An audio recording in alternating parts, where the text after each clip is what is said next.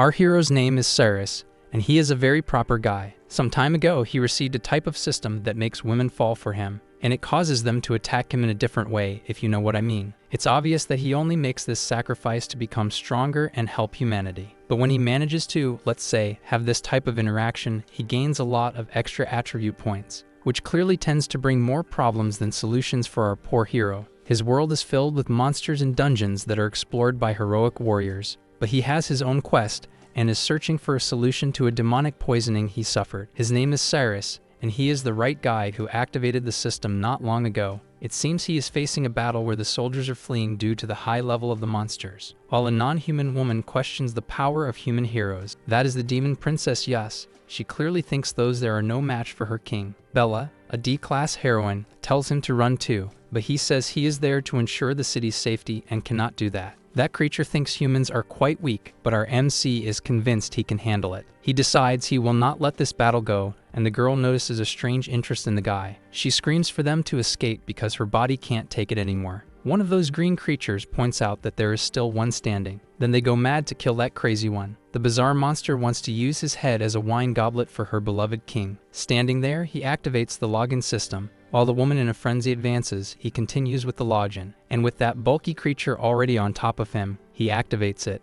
Then the enormous, healthy woman grabs him by the head and leans in with her mouth full of teeth, looking like she is going to devour him. But it seems she wasn't very interested in eating him, and our hero starts leveling up from this. His friend can't believe what she is seeing and asks what the hell he is doing. The big green guy also can't believe the woman is showing interest in our hero. It seems everything was part of his plan, and with a quick move, he starts attacking the monsters. That demoness steps back from him. It seems our hero didn't like that intimacy very much. He wipes his mouth with a stern look while the girl still seems a bit confused and embarrassed. The demoness can't believe she grabbed the guy when she should have killed him. Our hero says he will sacrifice himself for the safety of humans, and the woman is sure it's his fault for her doing that. The monsters debate what they just saw, and one of them says the rumors about her finding a young one were true. One of the monsters questions how they dared to doubt the princess, and that only filthy humans have flings. It seems the demoness is smitten with the guide, but can't let the king find out what happened. So to cover up the evidence, she orders them to kill that human. Our hero, tense, prepares for combat. That gigantic green creature leaps at him, but with some dubious skill, he dodges the attack, realizing in the next moment that his little sword shattered against it.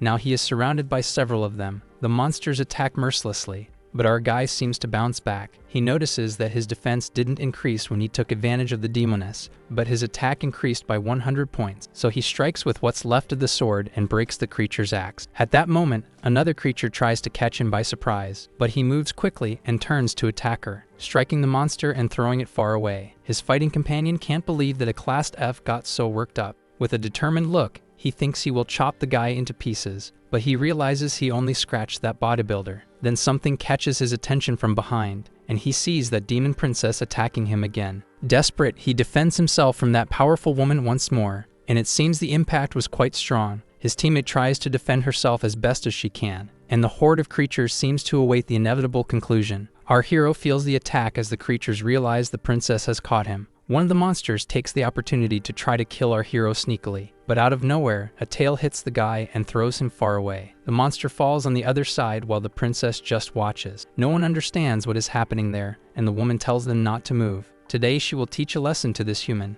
but that seems a bit questionable. Everyone is excited to see the princess in action. It seems this will be the end of the story for our hero since the woman is going to have a snack. Then it seems the woman bites his ear but lets go, and he gains a little defense bonus. Our very correct hero decides to sacrifice himself by accepting this kind of care for the sake of humanity. On the other side, the demoness also doesn't understand what is happening but is enjoying the situation. She knows it's wrong but can't hold back, while our hero gains several extra points. A green monster tries to believe she is trying to kill the guy, but the other smart one explains that she is studying the human so he doesn't say nonsense if he doesn't understand. Given the amount of defense our hero received, things are getting crazy. Then he draws his weapon and decides it's time to return to the fight. But the woman is smarter than him and literally holds him with her tail. She grabs our guy by the neck, making him realize he wasn't strong enough yet. She slams him against the wall while her horde cheers. He notices that his body feels a bit strange and decides he must control himself. She says these little humans are daring to fight against monsters. With that demonic face, she says she will tear those clothes off him. Then she grabs his armor and rips it off because she wants to show the difference in their body power. Determined, she thinks she really wants to see that human's body, and the monsters now realize that the guy is really going to learn a lesson. Our MC notices that his armor has been dragged off, but he also notices that the woman is a bit reluctant, however. In fact, that creature is fighting against a crazy urge to play video games with our hero. What cruelty! Our MC seems to be getting crushed, and the demoness continues to attack him mercilessly. Cyrus realizes that the strength he has at the moment is not enough to defeat her. His teammate is almost exploding from being so red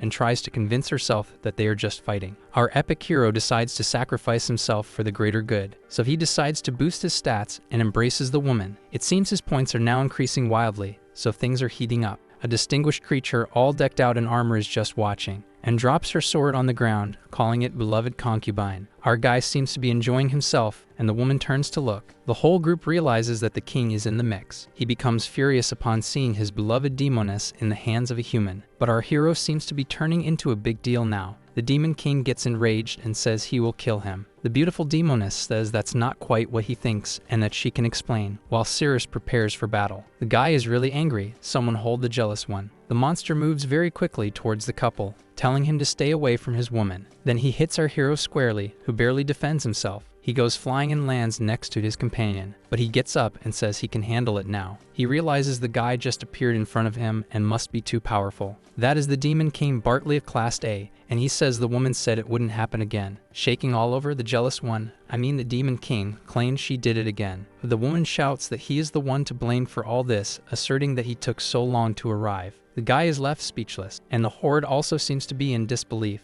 Yes says that he is to blame for arriving late. It seems that demons have problems quite similar to humans. She called him a long time ago and wants to know what he was doing that made him late. Then the submissive cuckold apologizes and says he was taking care of some humans who were fleeing. The monsters are moved by the simplicity and humility of that king with his queen. Our MC thinks it's time to make a run for it, taking advantage of the commotion, so they seize the opportunity to leave while everyone is moved by the cuckold. The demoness panics because the king's delay made her fall into temptation, and he says it's all because of the human trying to console her. Then she turns and says she will kill him now and that she doesn't need to feel sad. Yes says that he is her true love and that she could never feel anything for another man. The Demon King says that those idiots are letting the guys escape and that they should go catch them. But he mentions that she gave the order for them not to interfere, calling them idiots. The king charges at our MC, and he notices the enormous creature approaching. Frightened, he realizes that the Demon King is there. The cuckold is now furious, surrounding them and asserting how he dares to seduce his beloved concubine. Then that demon attacks our hero, sending him flying away. It seems that the guy's attack is indeed heady. The Demon Queen watches our MC falling close to her. It seems that his attacks are too fast for them to defend against, and he even broke some ribs.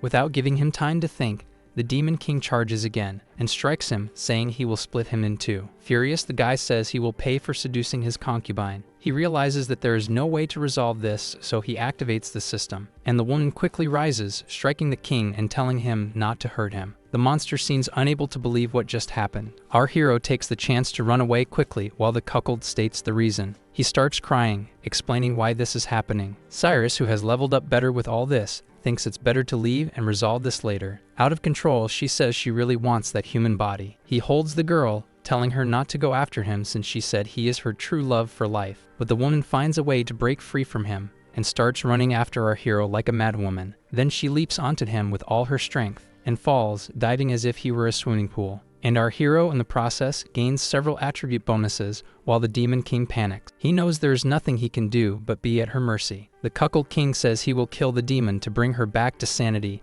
and that it's all his fault. But she, furious, tells him not to bother her and not to disturb her moment. The Demon King is very surprised by this, and he falls to his knees on the ground, screaming no. Bella shouts for that shameless monster to let him go. The girl attacks while he tries to tell her not to come closer. He insists that it's dangerous. But the demoness has already wrapped the girl up with her tail. She throws her against the wall using her beautiful tail while taking advantage of the defenseless guy. That demoness thinks she doesn't look like herself and questions why she is doing this, because she is enjoying that moment with the human too much. The Demon King enters a crisis, thinking that everyone is lying to him. Then he states that he is not willing to deal with this. He charges at high speed towards the couple. In fury, he tells the damned one to die. That demon woman catches him by surprise. She looks at him as the sword approaches her face. Then he pulls the sword back. Desperate, he says that he still loves her. He is shocked by the situation. He drops his weapon to the ground, and it seems he is about to self-destruct out of heartbreak. The demon princess asks what he wants to do. That horde of monsters starts running, claiming they are innocent, and the king begins to concentrate energy as if he is about to explode, while our hero doesn't stop leveling up for a second. In an instant, our MC jumps off the ground and attacks that enormous creature with his broken weapon. He uses a recently acquired skill, hitting the king squarely, causing this to interrupt the self-destruction. He realizes that if he keeps evolving like this, he will gain more skills. She wonders why everything is falling apart. The Demon King suddenly jumps off the ground at her and grabs her tightly, giving her a tremendous scare. Fortunately, this situation causes Bella to break free. The Demon King wants her to keep her word and die alongside him, but it seems the princess isn't going to make that mistake. Yes screams desperately for help, saying she doesn't want to die. Suddenly, a broken sword appears and strikes that enormous creature, and someone pulls that giant woman from the Demon King's grasp. It seems this time no one will stop that guy from exploding, and the biggest explosion occurs at the site, breaking everything. The three are sent flying through the air. Our hero is holding both women. It seems that with that explosion, he fell to the lower part of the dungeon, and he notices something strange in his chest. This is the salamander form of the Demon King Yus, weak but painful. He sees that little thing crawl into his pants when his companion starts to regain consciousness. The terminal shows that he defeated the Demon King and received a map as a reward, so he must decide whether to open it. While he is thinking about whether to open that map, it seems a shadow looms over him, and Bella ends up in a rather interesting position with the guy. She jumps to the side, apologizing. Then she feels awkward while our hero agrees to open the map. That terminal begins to process the information, showing a series of details about all the rooms in the dungeon. He realizes that this way it will be easier to go straight to the boss room without any further issues. The girl asks if he found anything interesting, and he realizes that only he can see the terminal. So he helps the girl to her feet, telling her they should get out of there. But suddenly he feels something in his heart, and he collapses to the ground, feeling sick and spitting out a purple goo. It seems something bizarre starts happening to his hand. He screams, clutching his arm in pain, and his finger seems to be melting with that purple goo. He rolls on the ground, overwhelmed by the excruciating pain, and his whole body begins to ooze that purple goo. Then suddenly the girl hugs him, unable to watch him suffer like that. It seems something begins to change in his finger and stops that wound. He stays there in the girl's arms for a while, unable to act, until he finally manages to say that it has stopped. He sits up and says he is fine. She asks what is happening to his body and why his finger was in such a state. Then he replies on the tip of his tongue that it was poison. He recounts that 6 months ago monsters attacked the city and he saw many monsters fighting the guild heroes. It seemed they were fighting over a box. That box was struck by one of those enormous monsters. This caused a massive explosion of energy in that area. He explains that he was also knocked down by the ruins of their battle. That hero realizes that the box is leaking something. Then suddenly something bizarre starts raining down from the sky, and the smell was so bad it almost made him vomit. That stuff began to fall on people and caused a terrifying reaction, and even the monsters couldn't escape it. Our hero managed to stay under a pile of stones and was not affected by the rain. But even though he wasn't directly affected, just the smell of it infected him. When he woke up again, he was in the hospital and discovered he only had 1 year to live. That's when the terminal appeared in front of him, saying that the demon god's liquid could cure the poison.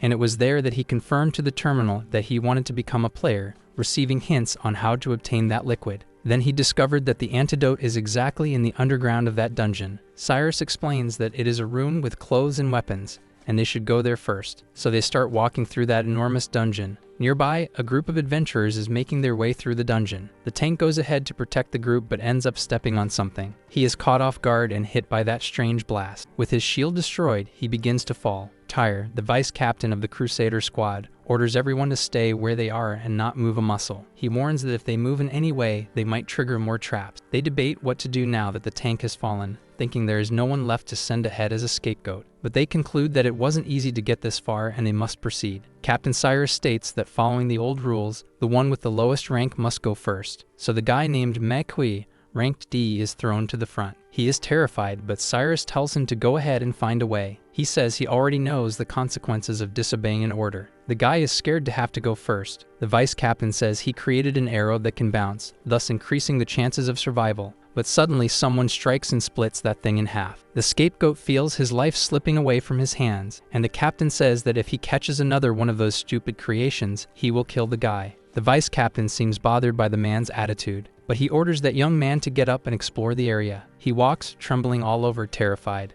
With no other option, he proceeds through the room. He slowly places one foot in front of the other with caution, and he thanks God for not having triggered any mechanism yet. He is indecisive about which way to go now. The captain scolds him and tells him to stop wasting everyone's time. The guy is terrified and sweating profusely. Then he makes a decision and takes another step. As he breathes a sigh of relief, the captain says that this is the spirit that must keep moving quickly. That poor soul is sure he will die and thinks he can't walk anymore. Suddenly, the tension overcomes his will, and he runs back, saying he doesn't want to die. But at that moment, he steps on something, and a trap pierces his head from below to above. The group is horrified, saying that these traps move around and are too fast to avoid. The lifeless body of the guy falls to the ground. Then, without any pity, he orders the next lowest level member to step forward. But suddenly that double door up ahead opens. One of the guys shouts to Captain Cyrus that the door is opening, and from that dirty door, our hero appears. Cyrus is surprised while the group tells the captain that there are two from the bait group. While the vice captain seems worried, the captain thinks everyone was supposed to be dead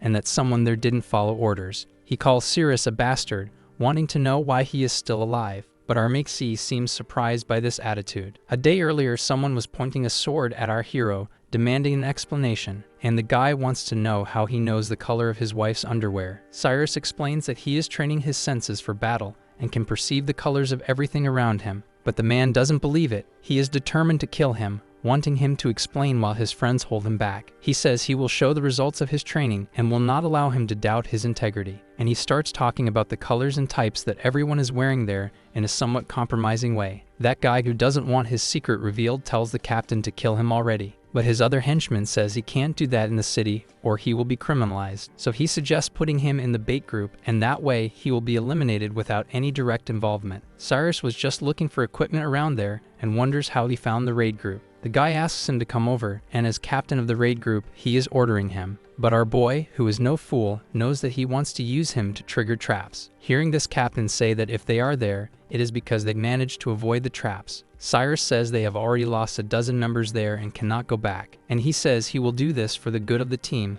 If he doesn't agree, he can leave. The captain provokes him, saying that he trained his intuition and that now it's time to contribute to the team. Then our hero opens his map again. Bella tells him that there are traps around, but our hero says it's fine and that he should follow the captain's orders. The raid group gets excited that he is moving. They really wonder if an F rank can perceive the mechanisms. Cyrus continues following the terminal, and with that, he doesn't trigger any traps. Everyone is surprised by this, but the captain is a bit annoyed, and our hero keeps following exactly as he should. The group is almost having a fit because he hasn't triggered any traps so far. One of them anxiously questions if he stepped on one, but they comment that he is not hesitating to walk and can't believe how this is possible. The crowd really thinks all of this is due to luck. Our hero feels tense because he almost lost his balance in that movement. Cyrus wonders why no mechanism has been activated. He looks at the terminal that says he has to take 5 steps ahead and follows it to the letter. The raid group realizes that he is already reaching the end. He passes by that lifeless body and finally reaches the side of that damned captain. They are surprised that the guy arrived unscathed, wondering if his intuition really helped him. Smiling, he says this is the result of his training, explaining that he and his wife are innocent. But suddenly, a sword passes over his shoulder, and the captain is sure that there is no intuition involved. It was just luck, and it will run out soon. The whole group is spread out in that room.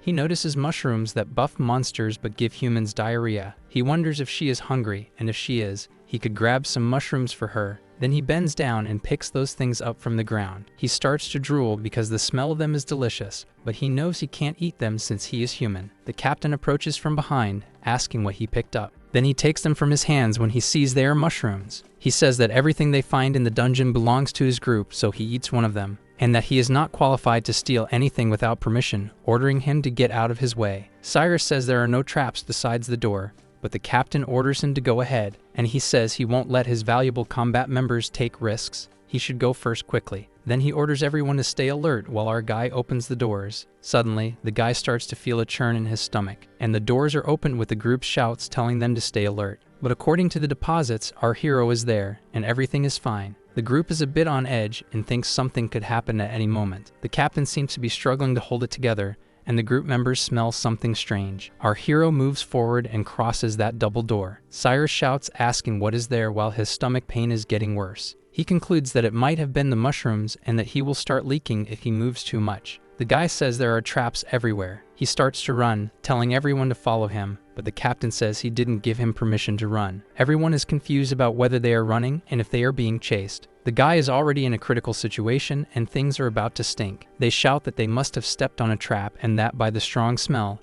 it must be poisonous. The captain orders everyone to run and stop talking nonsense, or they will be poisoned. After a while, he approaches Steris, who asks what the problem is. He wants to know about the mushrooms, but our hero plays dumb, asking what is going on. The proud captain says it is nothing. A sycophant brings a stone, telling him to sit and rest, but he kicks the guy and says everyone must unite and move forward. Then he points his sword at our guy, saying that if he runs again, he will kill him. He goes ahead, guiding them, and tells them not to step on that square. Then further ahead, he points for them to follow a path. They continue through the dungeon filled with bizarre monsters. Cyrus thinks they must be close to the last one. The captain finds it strange that they haven't encountered any traps or monsters so far. He questions whether it is because the boy has been there before, but he believes he would have been eaten if it weren't for the group. Then, smiling, our hero says that they will reach the boss room from there. The guy thinks that if they are getting close to the boss room, that guy is no longer valuable. Cyrus moves ahead with the captain close to him. Then that despicable man activates a skill on his weapon and strikes quickly in front of him. It seems he hit a stalactite above the boy. He realizes immediately that huge thing is falling on him. It seems reasonable that an F rank would die in a trap in that dungeon. But suddenly, a tail appears and sweeps over our hero, who ducks. That thing heads toward the captain and hits him hard, throwing him away. Behind the group, a creature with a huge scorpion tail emerges. Cyrus realizes that the place might be collapsing. A pile of stones now separates him from the group. He is scared, realizing that if he hadn't defended himself with the sword, he would have died. Our hero thinks it is his end and that he is trapped when a voice asks why there is a human. He turns to look, and it seems a woman is approaching. "Hi, how are you?" She doesn't really look like a woman, and she says this is a bit disgusting. That bizarre creature stares down the entire raid group. That thing is a purple scorpion of B+ category. The vice captain gives the order to prepare for battle, and Bella finds the sword they gave her a bit off. With the order, the tanks advance forward and prepare as well. Then Tyre commands the archers to shoot arrows from the back, and the group's archers respond to the command. Several arrows fly towards that enormous creature, and they hit the entire area, also striking the monster. The vice captain orders them to keep shooting while the monster is hit. The creature roars furiously in response, and with a powerful movement, it eliminates all the arrows flying towards it. The tanks shout to hold on, but things are tough. He realizes that only the absolute strength of the monster repelled all the arrows, and it seems that the attacks had no effect on that thing. The captain tells them not to fear the monster's aura, saying it is just a being, so they can handle it easily. On the other side, our hero wonders what voice he heard a little while ago, and a very long tail comes in his direction, with him dodging quickly. Cyrus wonders if that is really a tail, and another creature like that now jumps at him. The monster descends furiously to attack the young man, who manages to leap to the side and dodge again. He stops next to the beast, preparing to attack, and tells it to feel his punch of 3190 attack power. He hits the creature's belly, making a huge hole in it. Satisfied, he observes that work of art he just created. The monster falls to the ground. In fact, its pieces fall. Someone comments that he defeated one of its puppets with just one punch. He feels lucky to be so close to the boss, who must have the antidote he needs. Sadiel, a rank monster, says it doesn't matter since she wanted to get rid of those things that humans touched. But she'd a plan for that thing to rip her head off, and now she will have to do it with her own hands. He replies that his head is not a fruit to be removed like that. That woman does not want to touch the disgusting body of a human with her hands. Moving her strands, she thinks she can handle those other humans with just one hand. She says she will deal with him now and then finish off the humans on the other side. But Cyrus says he is a hero and has the duty to protect humanity, and that he will stay and face her. The monster woman attacks while he activates his system again, but she traps him with her thick thighs, and with a quick movement, she throws him to the ground. She says he overestimated his abilities while he locks his aim on her. On the other side, the monster seems a bit strange, and the vice captain says the attacks are having an effect since the monster turned a bit red. The woman finds it incredible that he managed to get there considering human capabilities, but she adds that Lord Ney hates when humans enter his room. Cyrus realizes she is very strong and cannot let her leave there. Determined, he decides he needs to stop her right there. She becomes agitated, calling him a bastard, and asking if he really did that thing with his feet. On the other side, the monster knocks down an adventurer from the raid group. The monster looks at the group, drooling with fury. Bella notices that there hasn't been any movement over there for a while. She thinks he wouldn't be defeated by a stone, but that she needs to get him out of there. So she asks Tyre for help to save her friend. Without waiting for a response, she lunges towards the stones while the vice captain tells her to stop. As she heads towards it, she mentally speaks to her friend that she is coming. The girl ends up catching the attention of the monster. The creature strikes at her, but she manages to dodge just in time. Then she attacks again, but the vice captain is already there to block the attack. He struggles to hold back the creature's strength. Approaching the stones, Bella thinks that he is a hero after all and that he must be okay. On the other side of that, the monster is quite disgusted with our hero. But it seems that with this, he managed to get rid of the woman. She is furious for making her foot dirty like that. The panel says that without a weapon, he is screwed, and he regrets not having brought one. Then he charges at the woman, thinking he can just use his fists. But she dodges with a rather smug look,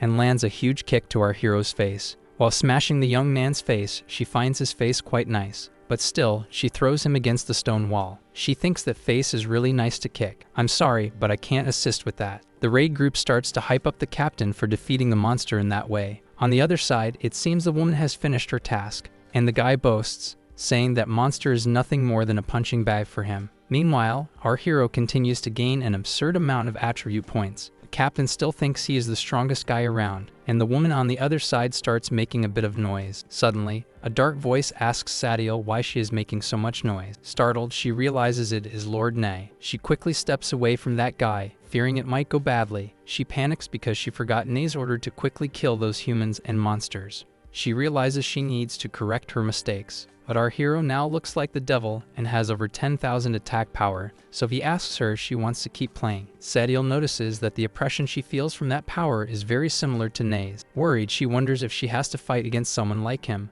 and our hero stands before her, looking like the god of battle. It seems the woman flees like a scared little cat, leaving our guy there all alone. He wonders if he should chase her but decides against it, as his goal is to obtain the demon god's liquid. On the other side, the group believes their captain is invincible while Bella runs to help her friend. When she gets close, she sees a foot pushing a huge rock. She asks Cirrus if he is okay and if he got hurt. He smiles and says he is great, and then she runs over to help him. She asks him to let her know immediately if he isn't feeling well, and he agrees. The excited captain tells everyone to follow him and witness true strength. He thinks that when he returns to his guild and shows off his achievements, he will definitely earn a reward and a promotion. Sometime later, Sadiel is before her master and says that the human is very powerful. Then she pleads for him to be careful when facing that human, but the creature simply states her name, Sadiel, and asks her what he ordered her to do. She says it was to guard the door and not let creatures enter his room. Then he wants to know what the hell she is doing there. She tries to argue with her master, but suddenly a golden energy pierces her chest, and a huge explosion occurs behind her. Nade, the dungeon boss, says he doesn't want to hear her lame excuses, and the woman falls to the ground lifeless in the next instant. He moves just a finger and throws the woman far away into a pile of bodies. She lands on all those dead creatures.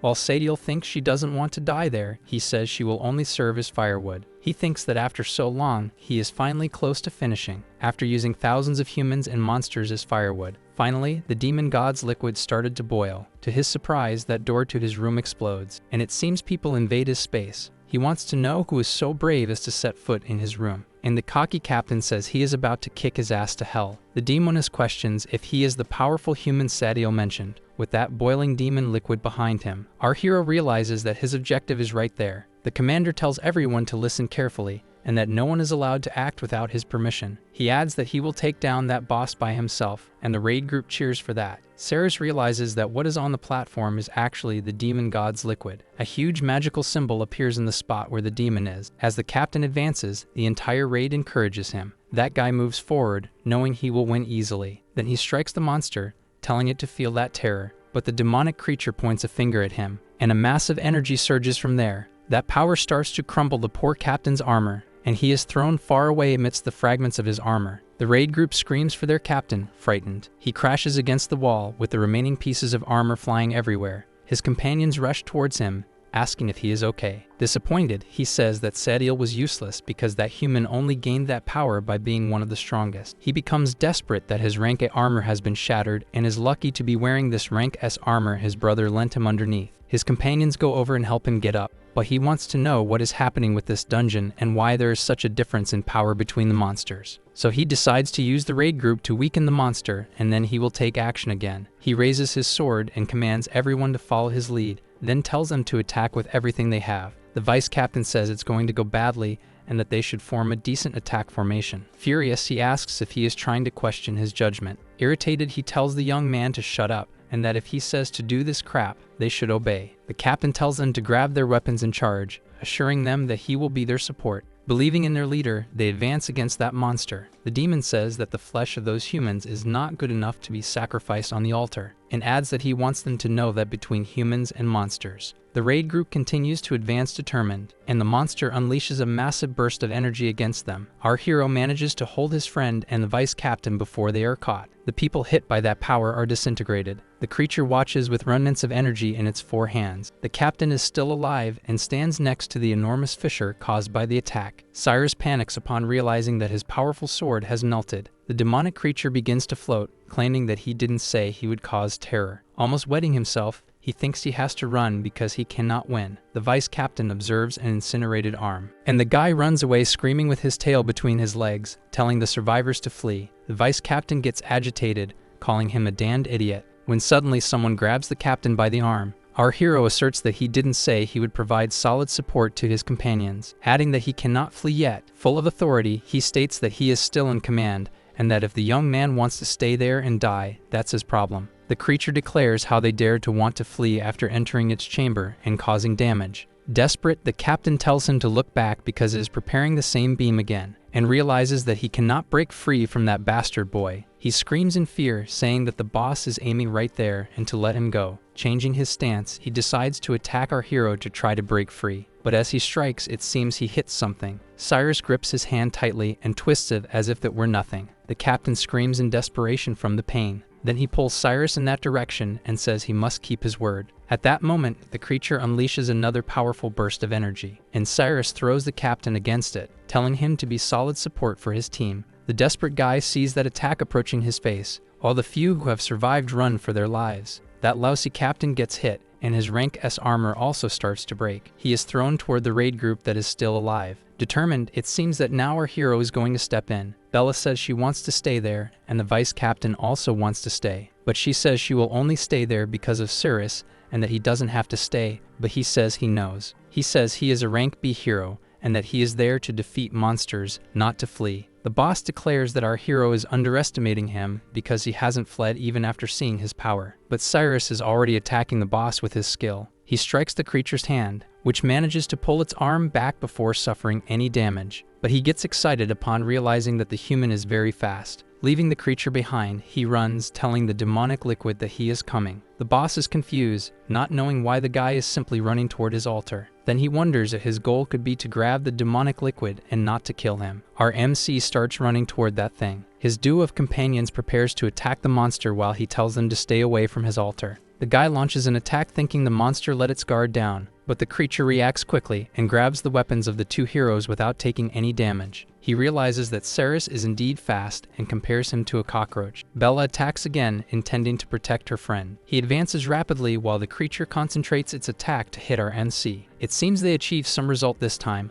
unbalancing the creature, and that burst of energy narrowly misses our guy. He jumps out of the explosion area towards the altar, and he gets really excited because it seems like he will manage to get his antidote. But he runs into a protective magic. He is quite surprised to find that there. He tries to touch it, and at that moment, the magic reacts. It discharges a powerful energy onto him, with enough force to throw him far, crashing against the wall. The demon says he created that protection circle, and that as long as he lives, no one will be able to enter. Cyrus realizes that it won't be so easy to get there and take his antidote, so he will have to beat that creature first. But it seems there are some little legs behind. Something catches his attention from inside that hole. Meanwhile, the monster continues to beat up his companions. They are thrown far away and crash to the ground. Cyrus realizes it is the demon beast that escaped. She is in a tense situation, trembling, and asks him not to make noise so that Lord Nay doesn't notice she is there. The boss wants to finish the ritual in peace, and after dealing with those people, he will go to the city to vent his anger there. Cyrus realizes that his friend is in danger, so he quickly reaches into his pocket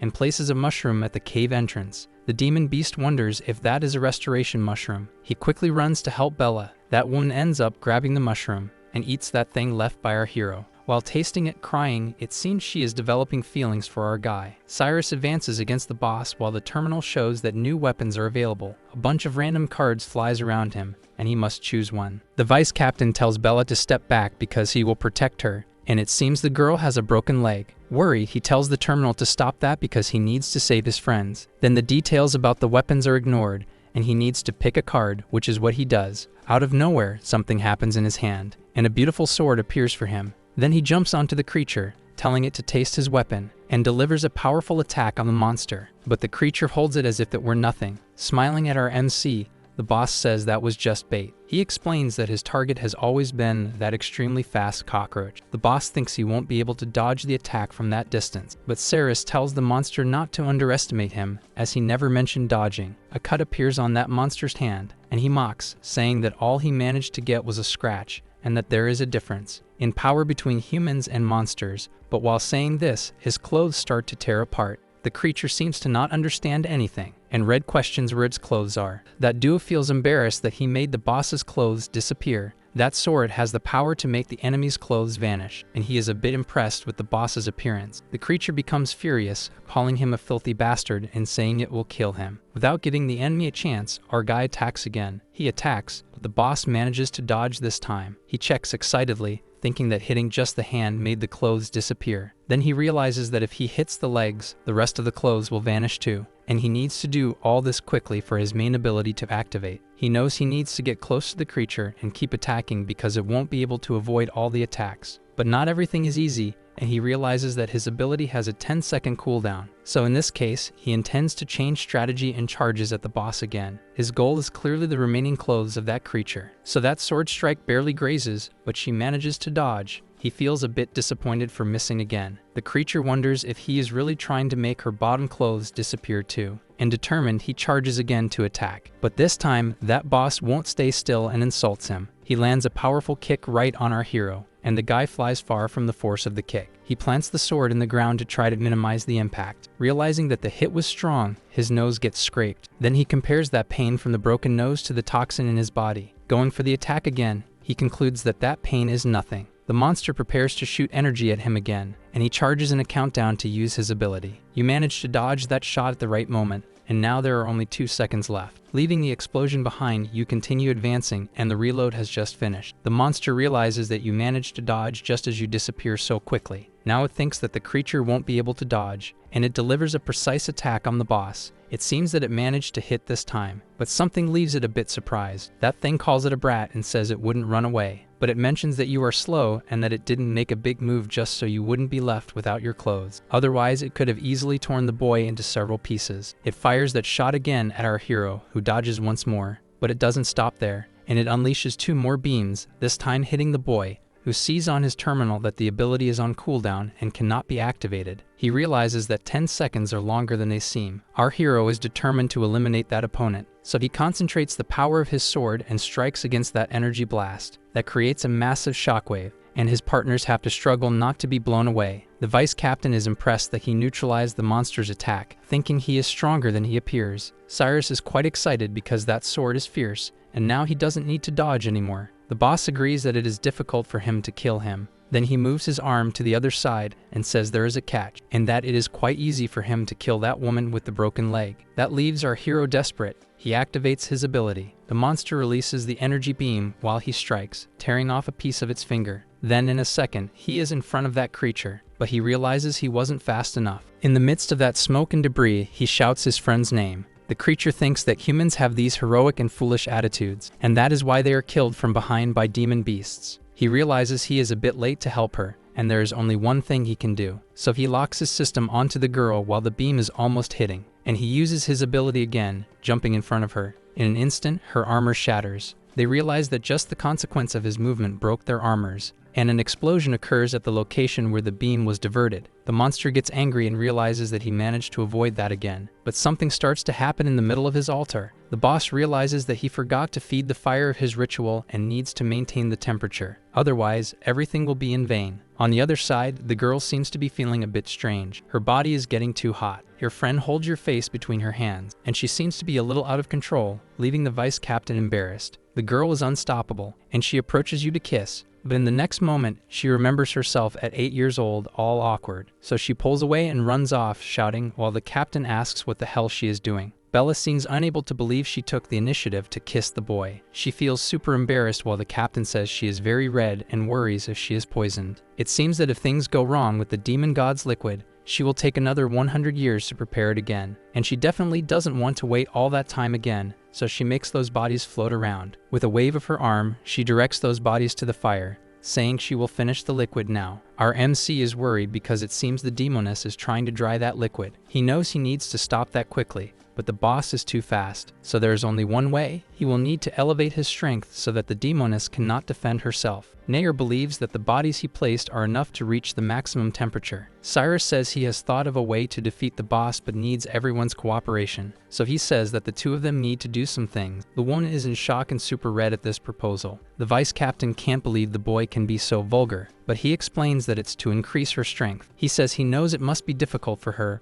but he begs. Suddenly, the vice captain grabs her arm, and he says that clearly he is trying to take advantage of the girl. Even in the middle of a battle, he shouts for the girl not to trust him, and all red, she says she trusts Cyrus's words. Upon hearing this, the captain is shocked. She says she agrees only so that he can defeat the boss, and asks him not to deceive her, but she remembers them in childhood, with the girl wanting to play house with him. Desperate, he screams that he doesn't want to play that anymore. The vice captain tells her not to do something so dark in front of him. He remembers that in the past they had already hit the girl in the face, so in the present he ends up doing the same thing. He becomes desperate, and the girl wonders why he pushed her. It seems that just that was enough to gain some huge attribute bonuses. Cyrus says he knows it's hard for her, so she doesn't need to do this. Now he will defeat the boss. But the girl screams asking him to wait and says he might not be able to defeat the boss. She wants to know if he doesn't need more help, but he coldly replies that he doesn't. Our hero advances against the boss while she wonders why he doesn't want her. The vice captain says he knows she has a crush on the guy because he is stronger, but he needs to ask her about it. Our hero jumps at the monster thinking he needs to hit the head and the leg at the same time. He almost succeeded, but now he is much stronger, so he will find a gap to attack. It seems the boss is worried about the temperature of the cauldron,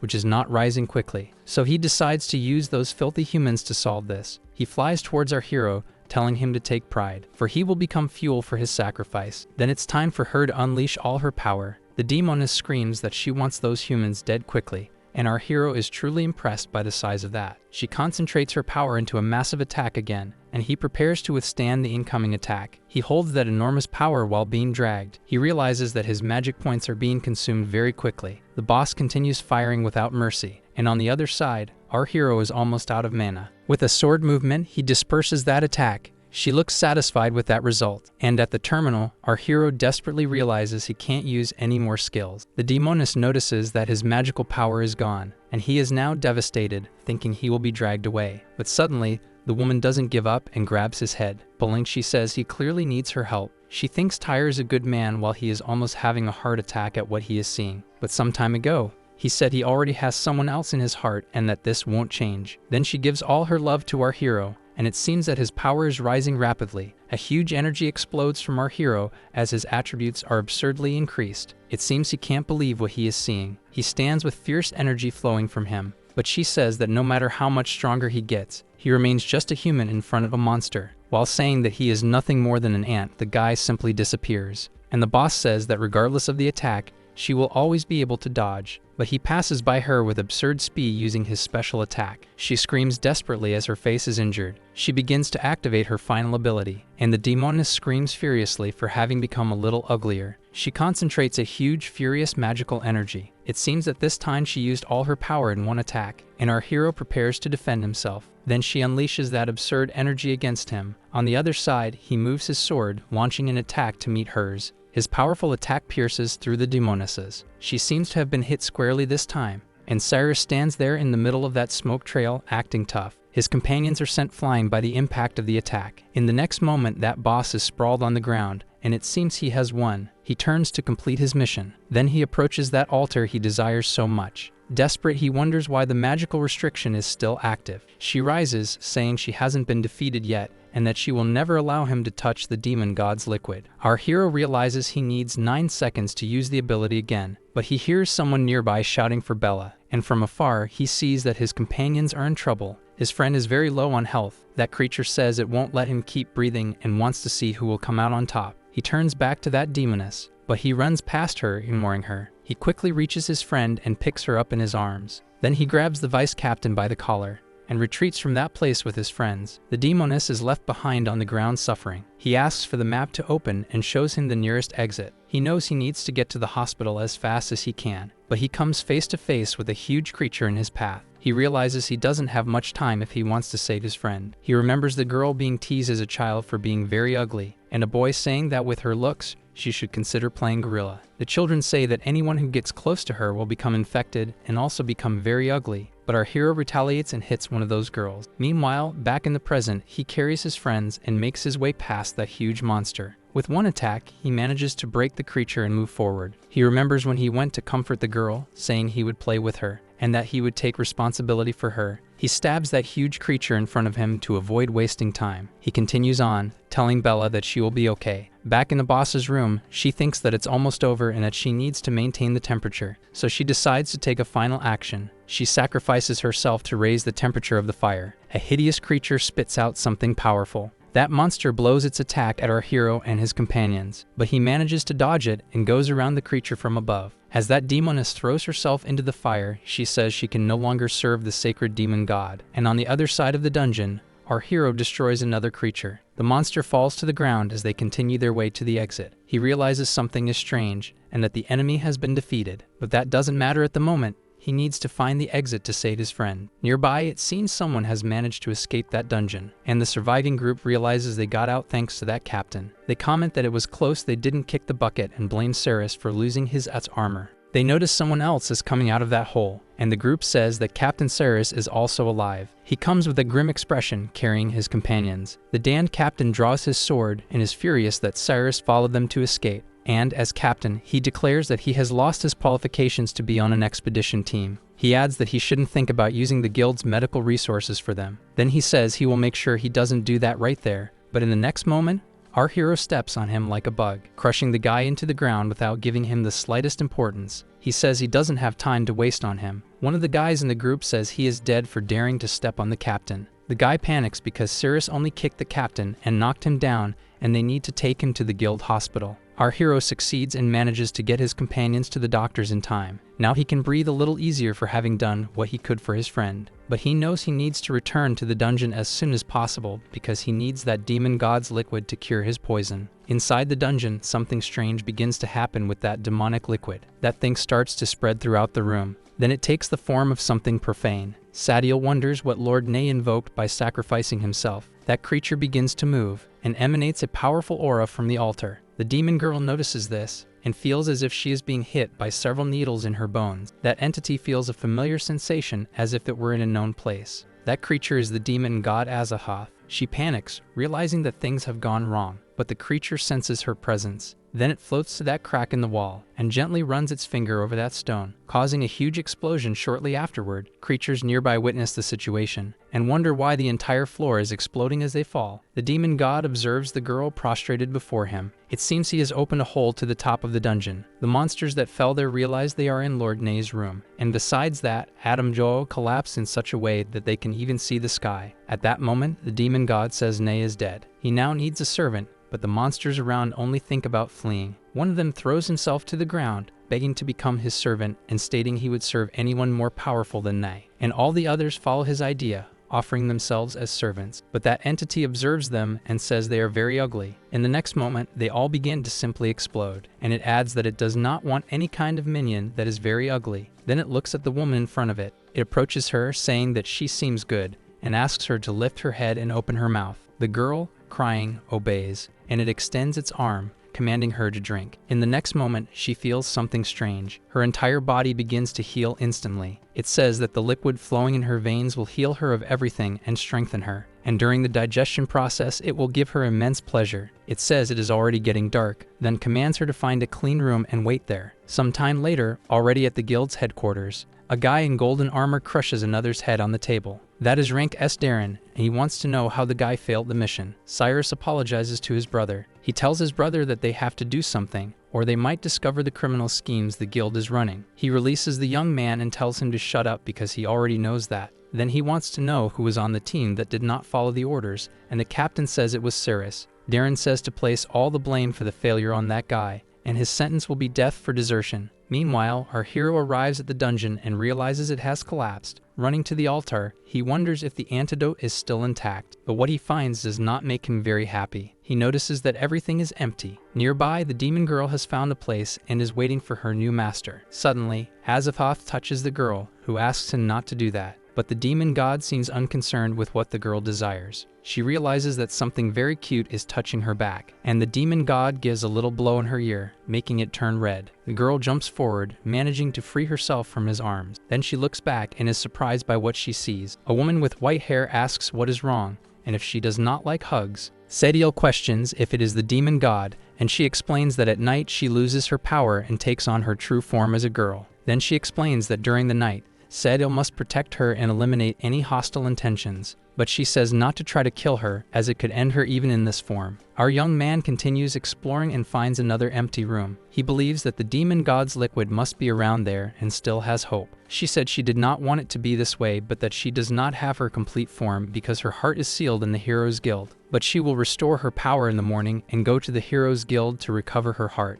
When that happens, all the monsters in the world, whether day or night, will bow to the strength of her power. But it seems that those little ears are detecting someone approaching. She stands up and says that someone is coming into the area. The demon goddess calls for Sadiel and says that she should not stray more than 5 kilometers away because if she does, she will understand that she is fleeing and will melt her body. Our hero continues determined, believing that the liquid is still around, and that there is only one room left for him to search. As he enters without paying attention, the demon girl prepares to attack, and she delivers a kick to the young man, who barely dodges it. Sadiel notices who is there, and comments that it is that disgusting human again. Nearby, the demon goddess seems to be feeling a bit strange. She wonders what is happening to her body that trembled, and that only happens when she is near her heart. Sadiel says that Nay is already dead, so she wants to know why he is there, telling him to leave before dawn. She turns a bit red because the hero is concerned about whether she ate a mushroom and is happy that she is okay. Reluctantly, she says it was the most disgusting mushroom she has ever eaten in her life and that it was not good at all, telling him to go away. But Cyrus notices that she has turned a little red. He says it seems like she liked him. Irritated, the girl attacks, saying that he is talking nonsense. She becomes furious and says there is nothing for him to lick this time. Then she lands a powerful kick to our young man's face,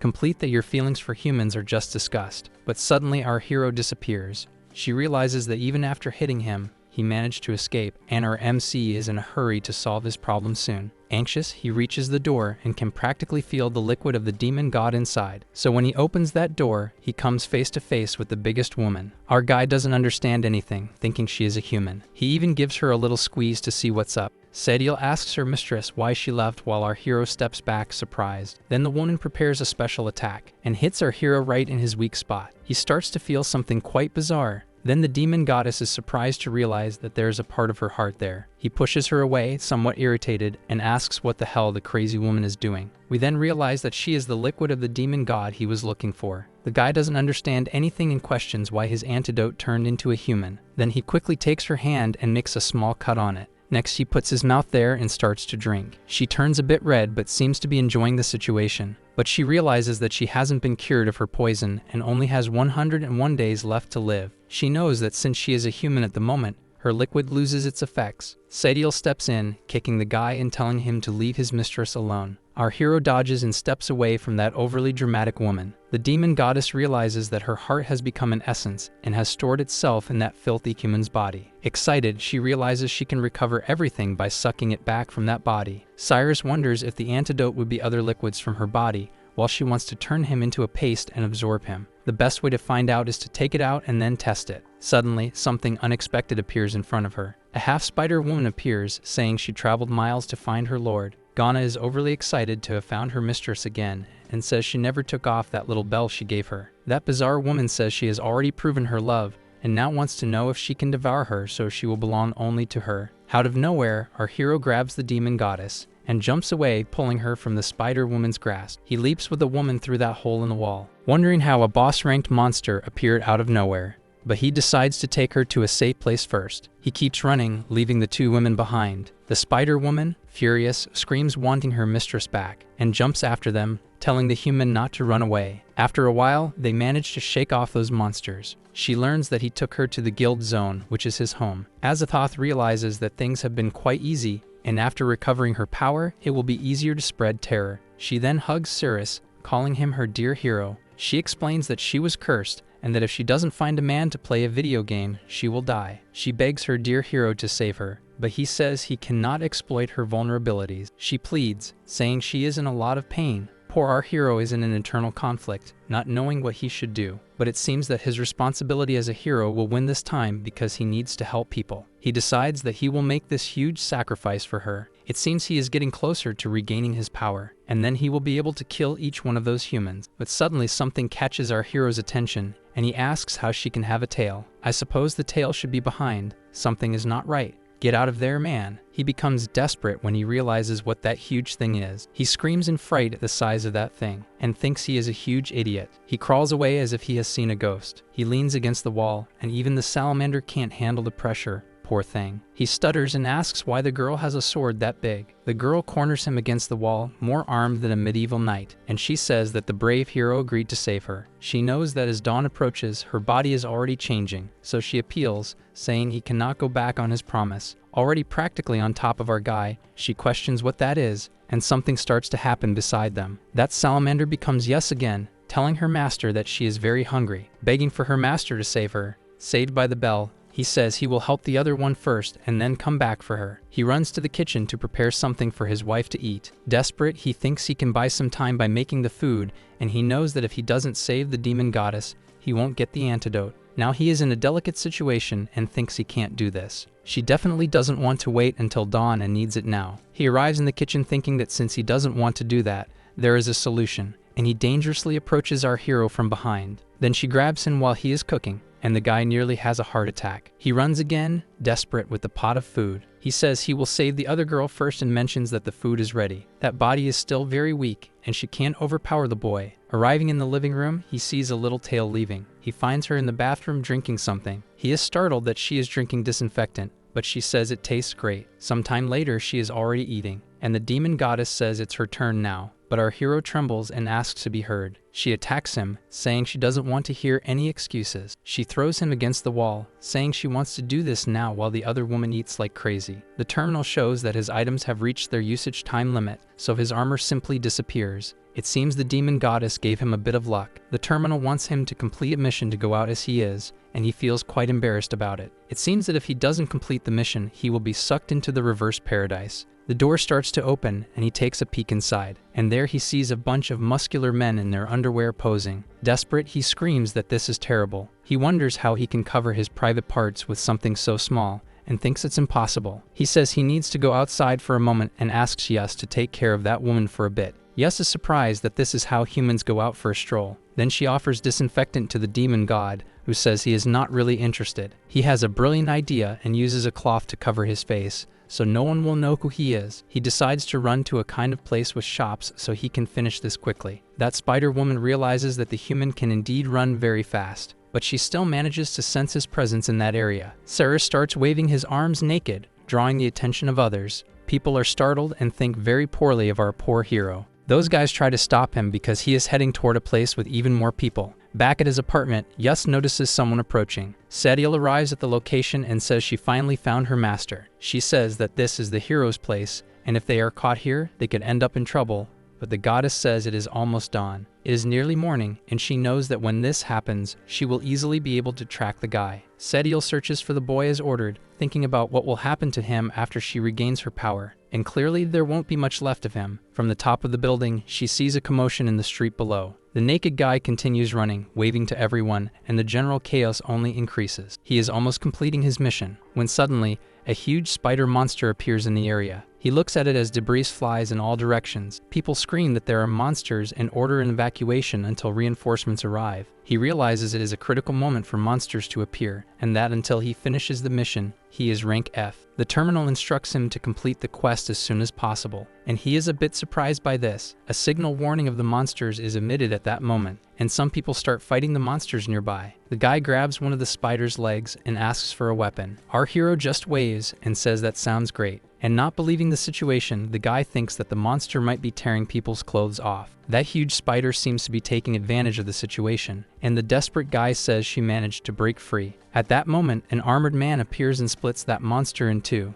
The man who thought he was done for is now scared. That is Kejak, rank A, the leader of the security team, and he wants to know if it's so hard for the lower ranks to handle these spiders. Charlton is the vice president of the Heroes Guild and asks to be escorted to a safe location. Suddenly, that spider woman appears, saying she can smell humans. This catches the whole group by surprise. The head of security orders Charlton to retreat to a safe location while he goes into battle. He attacks the creature with agility, but she easily dodges. Kajak can't believe he missed that attack, and the woman seems to take very little notice of him. She asks if he is doing this just to get closer to her. The guy screams in desperation as something bizarre starts happening to his arm. The spider says that humans are fragile and can't withstand even a little poison, while the heroes try to contain her. She mocks them, saying they are underestimating her by thinking they can succeed. Meanwhile, our naked hero runs around the area with only one person left to complete the quest. The head of security is completely consumed by that poison, and the spider woman says it's a pleasure to hear him screaming like that, but states that he won't scream anymore. She adds that she hasn't heard enough of it yet.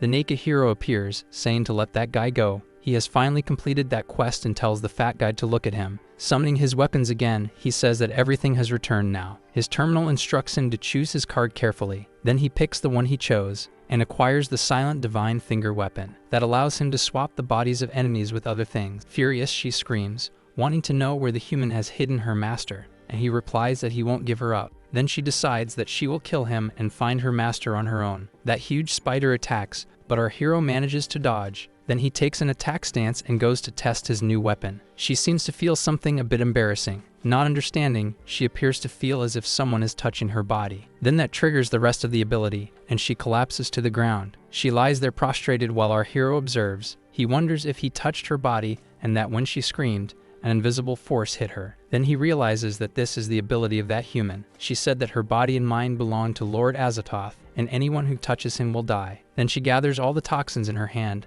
and says she will present her body as an apology. She lunges at our hero, saying that this will be the price for touching her body. The spider attacks heavily, but he manages to dodge. She takes advantage of this to try to touch him with her poison, and it seems that this time the attack is going with precision, but he manages to move and get out of the way again. He uses his power once more to touch the woman's body, and again, the spider seems to feel it very strongly. She ends up falling to the ground, breaking everything around her. He is somewhat surprised by the result, since he only touched her armpit. But the spider feels that attack deeply and realizes it was much stronger than the previous one. And she wonders how she ended up making that sound again. She knows she touched under the arm only for a moment. Only her demon lord could do something like that, and she does not believe a human has such capabilities. She then touches the bell she received from the demon god, and she asks for his forgiveness, not understanding how an inferior human like that can do something similar to what he did. She despairs, thinking she is doomed. With her head injured, it seems she is returning like that. Cyrus wonders if this monster has mental problems for hitting itself that way. She says that their attack movements are very strange. She decides that she will play seriously now.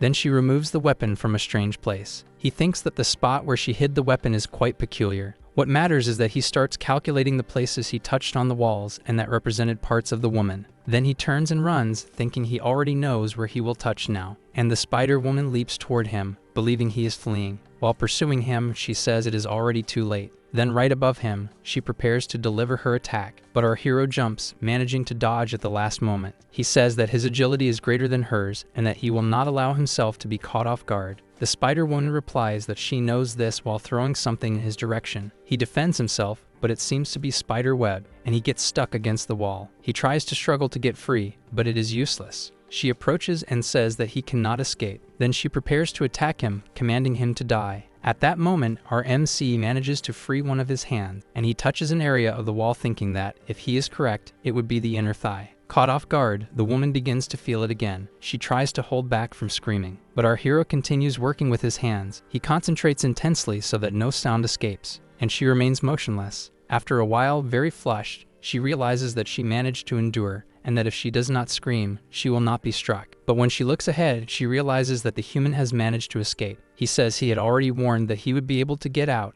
and the woman looks at him, calling him a fool. but she says she had anticipated all his movements and that he used the only chance he had to escape. Then she seals his mouth with silk threads so that he can no longer scream, rendering his attack useless. He asks if he has now hit her on the inner part of her thigh. She gets irritated because the human is paying too much attention, and he says that after aiming at her, he can organize everything according to the proportions of her body. Determined, he decides to deliver the final blow to her and will find the most sensitive spot to destabilize her. She thinks she is prepared regardless of which part of the body he attacked, and that this time she will not make any sound. He prepares to attack. Then the Spider Woman realizes that he is about to begin. At that moment, she is struck by the sensation again and thinks she will not scream. Cyrus notices that there was no reaction. She realizes that this time the sensation is different and seems to come from her heart. She resists strongly and mentally tells Lord Azathoth that even if it is a sensation coming from her heart, she will endure. Pulling her weapon from the ground, she thinks that this level of stimulation is nothing compared to what he has already provided, so she heads toward our hero, and he now uses both hands, telling her to enjoy this. The woman seems to finally be struck squarely, and that sensation begins to take over her mind. That Spider Woman begins to writhe on the ground again. He wonders what trick this is, but is very interested in learning. The woman wonders how that human is capable of doing this, and that it is something she has never felt before, to the point where the image of her master begins to blur. She is determined to stop all of this and can no longer think that way. She starts to get up, thinking that she must compose herself because she belongs to the demon god. She realizes that she has not made any sound. It seems the level was sufficient. The woman injects the poison from her body into that weapon, and again charges at our MC, determined not to fall so easily. He charges against that wall again, telling her to enjoy his skills, and the woman collapses to the ground. She will not be able to take another step because the sensation is too strong. Dragging herself, she knows she needs to kill him as quickly as possible. Otherwise, that demon god will disappear from her heart. So she throws her sword at our guy. He easily dodges that desperate attack. Then she screams for him to free himself, and the weapon explodes behind him, catching him by surprise. That entire area is engulfed by her poison, while she thinks there's no way he can escape. That purple substance spreads throughout the place. She gets up from the ground, observing her result, for she knows that from that distance, there's no way he could have escaped, and with his whole body infected, he cannot survive. But our hero emerges from the top of the building, saying it was just another trick like that spider silk one. Surprised, she realizes she couldn't hit our powerful hero. Cyrus says she won't fall for the same trick twice, and that now it's her turn. Then he jumps down from above and places his hands on both walls as he descends along the entire building. The woman writhes completely this time, and realizes that those feelings are coming again. He continues descending, taking advantage of every part of that wall. Desperate, she thinks of trying to endure because it's almost over, but this time it's taking too long. She can't handle it any longer and pleads for it to stop. Her mouth protection made of silk begins to break, and she thinks she won't hold on. Then she lets out a huge scream. That little bell given by the demon god shatters into pieces, and a massive explosion occurs in that place. She is hit squarely by all that magical power, and in the next moment, her magical power becomes zero,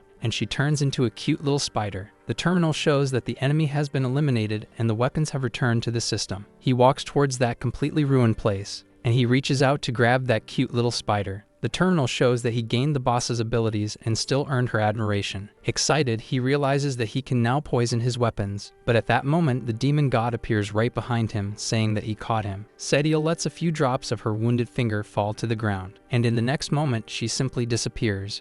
She appears before that demon god, who demands to know where that human is. She kneels before him and confesses that she lost the trail. He says that the system of that human is originally his heart and that the knight will also turn into a human. Suddenly, a huge scream comes from the nearby city, and he realizes that this is his system. Then he leaves the woman there and flies quickly toward the sound. Sadiel remains on the ground, very surprised. He gains the ability to teleport the subdued monsters back to his home. Meanwhile, at his home, Yes is going crazy from the disinfectant, and she wonders what hit her, soon realizing that it is a cute little spider. At that moment, the demon god approaches our hero, who is completely caught off guard, and that creature holds him by the head, pressing him against the ground. He says that the young hero promised to save him but fled in the middle of the scheme. Cyrus protests, saying that he is a man and moreover, a monster, and that he lied to him about the curse, saying that he has no interest in men, but the demon god wants to complete the process. Then he asks what he thinks about that, leaving the young man surprised. He makes a NIAU,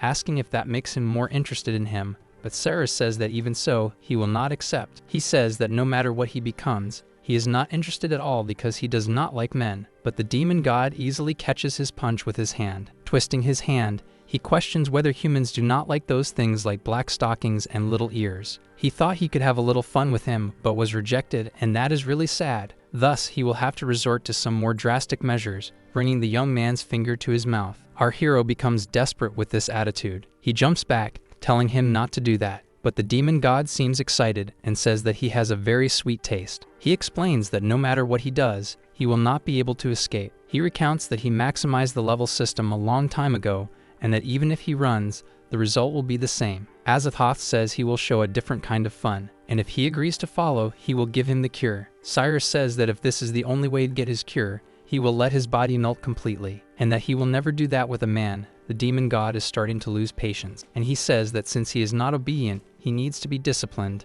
and that soon he will beg. Then he strikes our hero, saying that his system and his heart can return to his master's body. But it seems that something did not happen as he expected. His magic suddenly disappears, and the terminal shows that the system will not return and that turning his attacks against Cyrus will be useless. The terminal also asks if he wants to sacrifice 50% of his life to have a chance to kill Azathoth, and of course, our MC agrees. He explains the step-by-step process that will happen for him to absorb Azathoth and cure himself of all the poison. Then his life is reduced to 50 days now. The demon god does not believe that the system is refusing to return to him. Our MC then looks at the creature and locks his aim on it. In the next moment, a huge red mist appears. That mist spreads throughout the area, and he can barely open his eyes because it is so thick. The demon god quickly cuts his hand. In another location, Sadiel wonders why her hand was cut. That liquid starts to drip on the ground, and a red thing emerges in that place. From within comes Azathoth, very tense, realizing that the system betrayed him and found a new host. Our hero realizes that he knows where that creature is, as the system has locked its location. Sadiel asks if he is hurt because he is sweating a lot, but he says that there is no one who could hurt him, as their bodies are linked,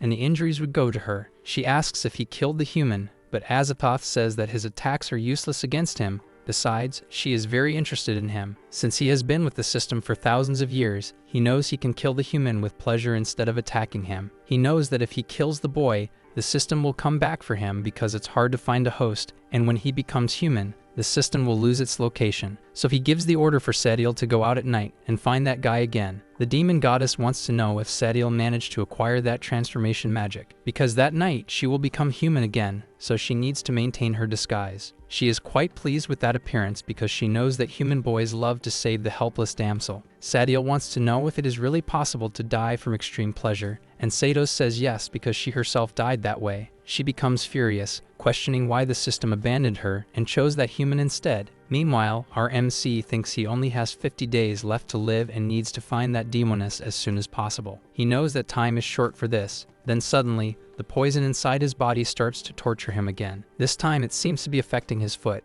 and now another toe is dragging along. He falls to the ground, screaming in pain, and he begins to lose consciousness slowly. That chubby man observes from a distance. Then when he starts to wake up, he sees a man in a mask. The doctor orders to call Charlton because he is waking up. He is surprised to find himself in the hospital and discovers that the vice president of the guild brought him there. That well-dressed man enters the room. It seems he did this because the boy saved his life, and our hero recognizes that chubby guy from the fight against the spider. He wants to know how long he has been asleep, and it seems it was about 13 hours. The man apologizes for bothering him at that moment, and our boy doesn't understand anything. He says he saw the fight against the demon spider and mentions that his magic is very special. The old man explains that he is getting older and his body is failing, so he wants to learn that to feel young again. He begs the boy to teach him his magic and accept him as a student. Cyrus is very surprised that the guild's vice president wants to be her student. It seems like an interesting proposal since if he becomes her master, he can use the guild's resources to find Seidos. However, she knows that his power comes from the system, so she makes up a story saying that it is very difficult and asks if the guy really wants this. The old man says that no matter how difficult it is, he will study hard and do his best. Then he explains that the magic he witnessed needs to be practiced at his fingertips. The man throws himself on his knees in front of her, thanking his dear mentor profusely,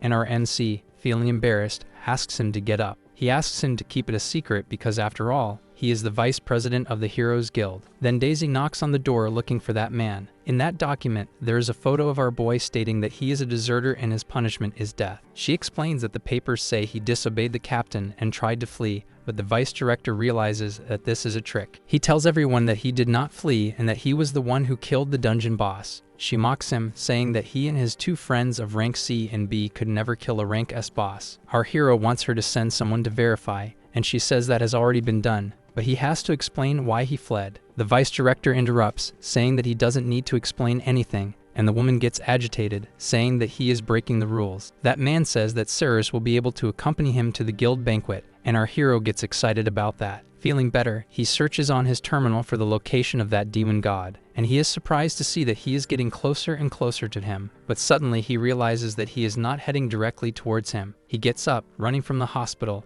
realizing that the demon god is heading to his house. He runs like crazy to get there. After a while, he arrives home, flinging the door open. He enters a bit desperate. He notices that the cute spider is still there, sleeping and drooling, but he continues to move forward searching. He looks in a few more places and does not see Yus. Furious, he wonders if that creature has taken her. Elsewhere, Yus begins to open her eyes, and she realizes that she is trapped in some kind of dungeon. That woman next to her says it is an auction house for monsters and humans. He runs through the buildings, noticing that the demon god has not changed his position and is getting closer. Suddenly, his location disappears, and he realizes that he cannot track him during the night. Out of nowhere, a man in armor appears, crossing his path with an axe. He jumps back just seconds before being hit, preparing for a fight without the slightest idea of what is happening. The guy says he is waiting in that location and that it doesn't matter if he is human or monster, he will die. Cyrus realizes they are bandits. Someone mentions that there are women trapped as bait to lure them out, and someone gives the order to capture him because they want to hear a confession. He thinks one of those women is Yus and wants to ask if they saw a dubious demon man. At the terminal, our MC discovers he only has 2 minutes to resolve everything.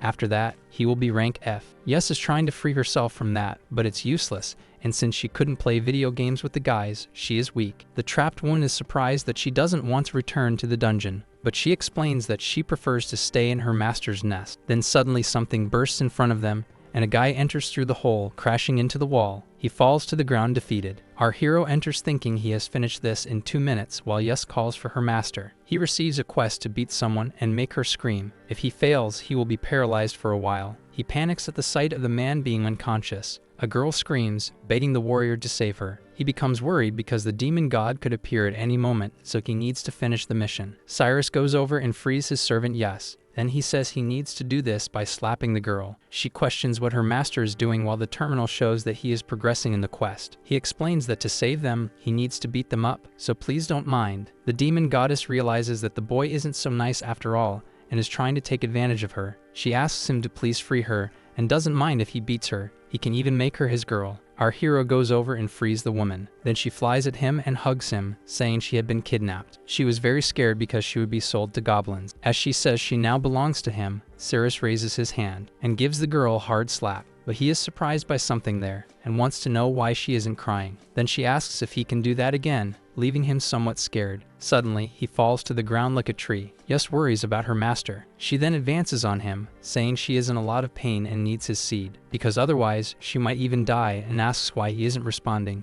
Conveniently deciding to take that as a yes, she starts biting his neck, while the other woman says she is a shameless caterpillar and how dare she do this before her. But Yus wraps her with her tail, saying that he is her master and not hers because she arrived first. The demon goddess thinks that if it were daytime, she would kick her butt. But since her goal is to recover the system, there is no reason to argue with her, so she slowly approaches and starts to join in on the fun. Our hero is confused about why she is pleasing him so easily. Sadiel turns red, thinking that she shares the body with her, so she feels everything too, and thinks she hasn't had this much fun in a long time. That outfit of hers starts to tear. The girl seems unable to resist any longer. Nearby, someone orders to fold the fingers and gives some more instructions. While the girl is almost having a fit there, the demon goddess seems quite satisfied with that, and our hero is somewhat desperate about them doing that. Sadiel feels as if she is holding something. Cyrus becomes a bit worried about the situation because something feels familiar there. Then he realizes that the person is Sato's. The demon goddess looks at him, questioning why her eyes changed. Then she thinks that this is what she unintentionally used the same move. She panics, thinking she has been exposed. Then suddenly something bursts behind them, and Yes screams, saying it is some danger. She turns into that little salamander and asks her master to protect her. The other woman thinks she has been exposed and now needs to run away. He thanks God for noticing all of that beforehand, but he doesn't have the power now to go after her. Finally, the mobilization time ends, and now that he has completed the task, he can go after her. But while it is nighttime, he needs to be careful with any girl near him. For now, he decides to go home. Meanwhile, at the guild zone gate, someone points out that Ceres has returned, and he sees that it's that damned captain with the vice director's secretary. He shows the poster saying that the boy is arrested for his crimes, but suddenly the woman tells him to wait. She says she went to investigate the dungeon and that it is empty, so that process should be cancelled. She states that they cannot arrest him now and that they need to pay attention to the guild celebration. The guy strikes the woman, saying that she is a fraud and that the event was only for rank A or higher, and if they mock him, then he will arrest her too. It seems that she will need some documents to release him from this, and that 10 minutes is enough. Then our hero says to let loose and that he will apologize later. Sometime later in the interrogation room, everyone is there. Cyrus questions if our hero remembers why his hand is injured. He said he was fighting the boss, but the boy did that to him to escape, so half the team died. He bangs on the table, demanding that the guy confess and that he must die. Then Cyrus says that the deserter should really die, and that captain gets furious about it. He asks one of his goons to get the hammer. He gets tense because he cannot use the terminal for 10 minutes and has to wait for the woman to return. Yes says he managed to recover some power and can deal with those humans, but he will have to replenish her when he gets home, so our hero agrees. The guy slams the hammer on the table near our hero's hand. He wants the boy to choose which finger he will start with, or he will choose for him. Suddenly someone opens the door, saying there is more news, and it seems the secretary has arrived with the documents. That document states that the evidence is inconsistent. Everything is clear. They get tense because the boy knows the vice president and that woman is indeed his secretary. The goon asks if the fun is over, and the captain says it is illegal to do anything now. But luckily, he ended up not receiving any documents, so he doesn't know that. Our hero realizes he is being tricked. The guy says he must pay the price today. The goon says she cannot enter, and that there is no way to access who is inside. Then that scoundrel slams the hammer on our hero's hand, but he seems to feel nothing from it. Removing the hammer, the guy sees that his hand is intact. He wonders what the hell is happening since there is no injury. Outside, the secretary tries to enter, and the man stops her until the vice director arrives. That guy now gets tense and desperate upon seeing the elder. Then suddenly the door is kicked open, and the guy is caught with a hammer in hand. He nearly soils himself seeing the guild director. He asks why he is there, and the man orders to free Sirius, showing the document. He drops the hammer and cannot believe what he is seeing. Then in the next moment, our hero is freed. The elder says he abused his position, so he will be demoted. The guy tries to make up an excuse, saying he didn't receive the documents and his goons are witnesses. But it seems everyone there is scared and leaves the captain to suffer alone. The vice director says there is no way to make up an excuse about this. But to everyone's surprise, our hero gives him a break and says the guy really didn't receive the document. Cyrus says they can let that go, but those guys have to apologize to the lovely lady there. The woman is surprised by his attitude. Then they all bow, apologizing like little puppies. Our hero takes the opportunity to punish them for being rude to that beautiful secretary. The guys start screaming as they are beaten with that stick, while the secretary looks shy. She seems to be enjoying the scene while everyone apologizes, saying they won't do it again. He drops that thing that finally completed the mission, but it seems there is more fun to come. He notices the terror of the ex-captain and says he is not done with him yet, and he reminds the guy that he hit his hand with a hammer. Then he starts to squeeze, and the guy apologizes and humbles himself like a puppy. He begs, saying he was wrong, but still, our hero squeezes until he breaks his arm. The guy falls to the ground, desperate among his goons, while our humble hero forgives him. It seems that now is time to go to the party, and the elder has to receive the people from the church. Cyrus seems surprised by the church thing. It is a church made to eradicate evil, and they have excellent purification magic, and clearly that woman is very religious. Sometime later, in that extremely luxurious hall, the party is in full swing. The woman from the church is there and clearly dresses like a modest nun. People around question whether those clothes are not excessive for a nun, but everyone turns red when it seems the woman is hearing what they are saying. She explains that she is trained to eliminate evil and that they need to understand it deeply. so do not judge her with those filthy eyes. The old man orders the guards to whip the guys as punishment, but the nun says that this is not necessary, for if they are going to punish someone for this, everyone should be punished. The only exception would be the vice president, but his mind is also agitated while his body shows no reaction. The guy feels awkward and says he has a pure heart and very high control, while the others just comment around that the guy is impotent. Then they arrive at the location and the woman says that this is the celebration party. She suggests that they enter and our elegant hero agrees. He asks if the church's magic is really powerful, and the woman confirms that yes, and it is also unique. She tells them that they can heal any kind of situation, so everyone in the guild would like to work with them, but they reject everyone. But they hardly use magic to care for others, and the reason for this is that they are not pure. It seems like a great opportunity to try to get rid of that poison. Then the duo arrives there and the receptionist clears the way for them. It seems that everyone is gathered there in the middle, but they do not know the reason. The old man says that the nun is testing to see if they are qualified to receive her help. She says that the Sacred Heart curtain is their treasure. Entering there, the person's heart will be shown in the gem. She mentions that no one passed the test in the other guilds, and to work with them, a person needs to pass. Everyone is curious to know how that works, but it seems that to discover how it works, they must enter the device. Logan, a rank captain of Team 7, says he will enter because he is an honest man. He steps forward and determinedly enters that device, but when he gets inside, he seems surprised, and he panics upon seeing thick legs in front of him. It seems he encounters exactly the type of woman that is his weakness, and even more so with such health as that, he begins to be affected by it. Suddenly she gets very close to him, but he remains static. Out of nowhere, he panics when she approaches him even more with all that health. Then she shamelessly smiles and gives a little meow to him. The guy seems like he won't hold out much longer, and he's eager to play a video game with the girl. She teases him by asking where he wants to touch first, and he explains that it is on those cute things over there. Then she tells him to shut up. That cute girl gives him a smack saying that he is disgusting. The guy is thrown far from that tent, and he rolls on the ground bouncing in front of everyone. The nun looks up and says that he is 88% impure, so he is truly an evil man. One of the people watching points to show that percentage and says it is something dangerous inside. Then Owen, the captain of Team 6, says that no matter what is inside, he can handle it and that he will try. In the next moment, he also takes a strong hit inside. It seems that the guy is quite injured but still satisfied as he says he saw something unbelievable. The guy managed to beat the previous man's record and is 92% impure. One after another, they take the test, but it seems there is no one with a pure heart around. Then suddenly another contender appears, and our hero says that now it is his turn. She thinks that Guy is the last one, and when he enters the place, it seems he is also caught off guard. A few seconds later, he is being crushed in those fluffy pillows. The woman teases him by asking if he would like something, but it seems our hero slaps the girl's face and gives a hit, throwing her away. Determined, he says that it is another woman trying to get close to him, thinking he needs to be cautious because of the thing with the demon goddess. Not believing this, the girl thinks he is the first man to reject her, and outside, the nun seems unable to believe what she is seeing. Ali on top shows 0%, and she thinks it's the first time she's seen someone so pure. It seems our hero got lucky and managed to avoid the problem due to his fear of encountering the demon woman. He activates his terminal, which asks if it should focus on his enemy. He will only have one chance to kill Satos, so he is nervous about that. The woman doesn't understand anything since it's the first time someone has rejected her and pushed her away. But she notices he is looking at her body. However, he has no ulterior motives,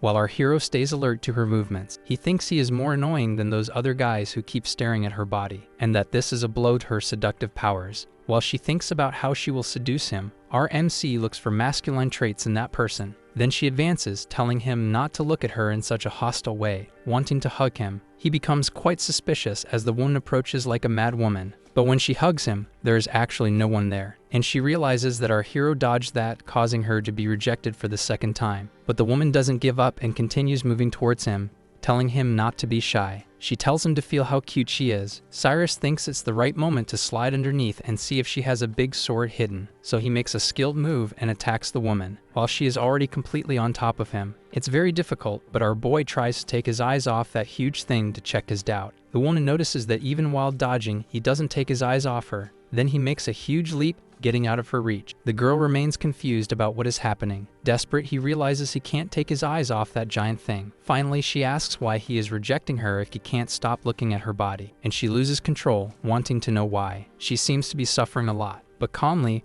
Our hero responds that it's because he is a decent person. She is quite surprised by this when he explains that he could never have such thoughts about her body. He explains that mothers give birth to them and feed them with that. Then he looks at that giant thing with immense gratitude, leaving that girl completely speechless. Finally, she accepts that he is a decent gentleman, and now, appearing as a giant before her, she realizes this is their gap. Disappointed, she says he passed the test and can leave now. Cyrus is surprised she tells him to leave, then believes she is not Sato's. Waving goodbye to the girl, he says he will ask the nun if he can remove his poison. With a 0% evil indication, he leaves that tent victorious. She becomes desperate, thinking that her training was not enough. The people around are in doubt if he is really pure or if the crystal malfunctioned. The nun says she has never seen anyone with such a pure heart. The boy says he was going to pass the test and asks if she can use purification magic to remove his poison, and the nun confirms. Out of nowhere, she orders everyone to leave that place. Then sometime later, she is alone with our NC. She tells him to lie down and says she will remove his poison now. Obeying the order, he asks if he needs to do anything else, but she just tells him not to move. She says the magic is granted by the church and that each person uses this magic on a different part of the body. Then she removes her luxurious shoes,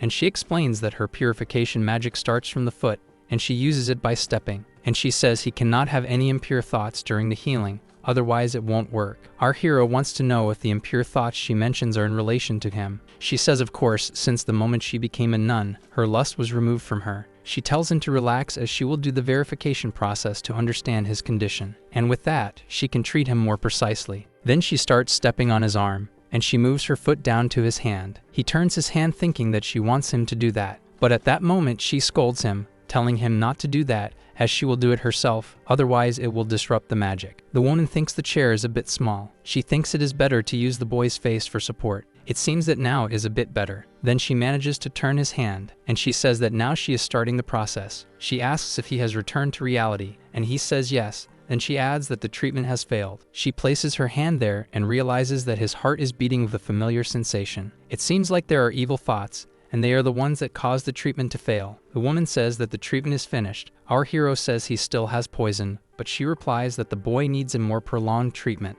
The nun says she will inform him as soon as she finds a way to get closer to the core of the toxins. She tells him to go to the church to find her at any time and that her name is Lilia. Saying that today is enough, she bids him farewell. The young man thinks that it seems he will need Sato's to deal with this poison. Leaving the room, the woman leans against the wall. She thinks she was almost losing control and that this is very strange since her energy had already been completely drained. In another location, Brother Cyrus kicks him away, irritated that he cannot solve a simple problem. The ex-captain starts to make excuses, but his brother is fed up with that. Then he throws an envelope at him. It seems to be a dungeon with an SS rank boss, and Cyrus wonders if his brother wants to see him dead. But he explains that the dungeon has already been cleared and that it seems the boss is so weak that even an F rank could kill it. The man intercepted this information earlier that day, so it is the perfect moment for him to achieve glory and regain his position as captain. Cyrus gets excited about this. In another location, the boss of that dungeon drinks the liquid from someone. The demon goddess says that after he drinks that, he will be completely healed. He swallows that substance and begins to rise. It seems that the creature is once again as good as new. The demon tells Lord Satos that she has saved him once again, then asks what she can do for him. All the woman wants is for him to kill a simple human for her. Looking at the terminal, it seems that Satos is in a very distant location. The vice principal is very excited because the church will now work with them and says that if he wants anything, he just has to ask. Then he asks to be given a captain position so he can choose which dungeon to enter, and the man says that is easy. The young man decides to go home to get organized, since he knows he only has 49 days to live. But the old man says they are short on manpower and that it may take until noon for the process of him becoming a captain to be completed. The secretary says she can help because she knows the process, and that she should consider this as a thank you for having helped before. Sometime later, our hero is already home, and he is welcomed by Yas, who greets her master. She says she has already prepared the food and cleaned everything as well. She states that now that everything is clean, she is a perfect maid, but our hero wishes she had left some food. Being quite helpful, she wants to know if she can stay there forever, and our hero asks if she does not want to return home. Then the girl reflects for a while on the word home, but she explains that beasts only have dens and do not have homes. She squeezes his face between her hands. Then he asks her not to let anyone know that she is a demon beast, as that could cause problems. Excited, she tells her dear one that she is really good at hiding. But now that she has fulfilled her duties, she says it is the master's turn. She explains that she has been quite magical these last few days, and her master promised to pay double. Our hero becomes a little tense. Then he thinks that he only has to gain from this, since if he touches her, she can double her power. In another location, the secretary is arriving at Cyrus's house. Back at the young man's house, it seems the girl is a bit wild, and she picks the boy up like a doll, saying that his body is handsome. She states that she cannot help but get close to him, and that her desire is to possess him. Then the boy almost has a collapse, but these attributes keep increasing quite a bit. She even wags her tail excitedly. Her attributes keep increasing non-stop. Suddenly, she grabs him tightly, and he complains that she is hurting him. She apologizes and says she got a little too excited. At that moment, someone knocks on the door. Yes becomes curious, and our hero says it must be the secretary with the letter of his promotion. He asks the woman to hide, and she agrees. Then he goes to the door to answer the secretary. He apologizes, saying he was taking a shower and took a while to answer, but she says it's fine, and there's her promotion letter. Cyrus thanks him a lot, saying she bought some fruits for him. Our hero says it was great because he was out of food, and there in the room, Yes snoops around. The girl says that if he liked it, he can bring more next time,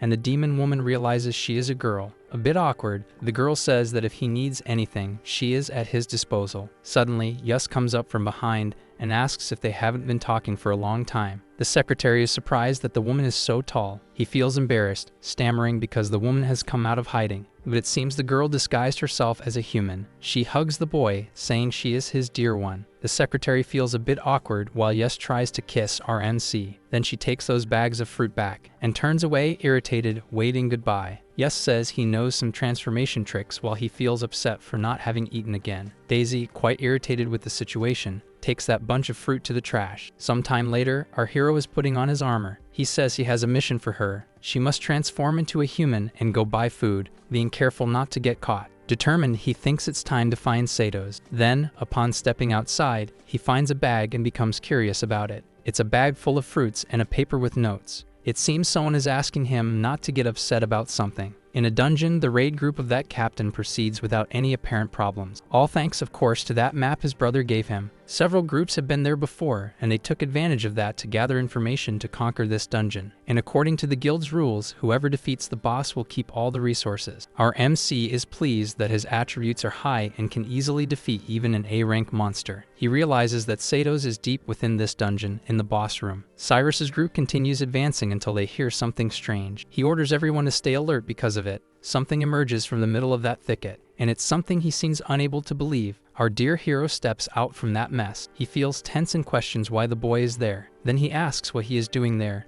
and the boy replies that he is doing the same as him, killing beasts. He says he is there alone, but is in a hurry, so he will see him later, thinking it's bad luck to have run into him. The captain thinks he knows the boss is all beaten up and wants to take the dungeon alone to gain the credits. He orders everyone to speed up, thinking he can't let the boy reach that boss first. Meanwhile, Cyrus activates her map. There, all the items in the dungeon are shown, and it seems there is a mechanism linked to that sword. The captain sees that according to the map he has, he can tell that the right side leads to death, and the left is the correct path. So the boy runs towards his destination, thinking he has no way to remove that sword and has more information than our MC. He decides that after crossing that path, he will seal it so he cannot be followed. But suddenly, a huge, furious creature starts to roar. They are surprised by this. It seems to be a massive dragon. Cyrus is shocked to see a dragon there since his brother's map didn't mention it. Everything around starts to break and fall, so the captain orders the group to move away. The dragon crashes against those walls and begins to fall. Clinging to the dragon, someone seems to be fighting fiercely against it,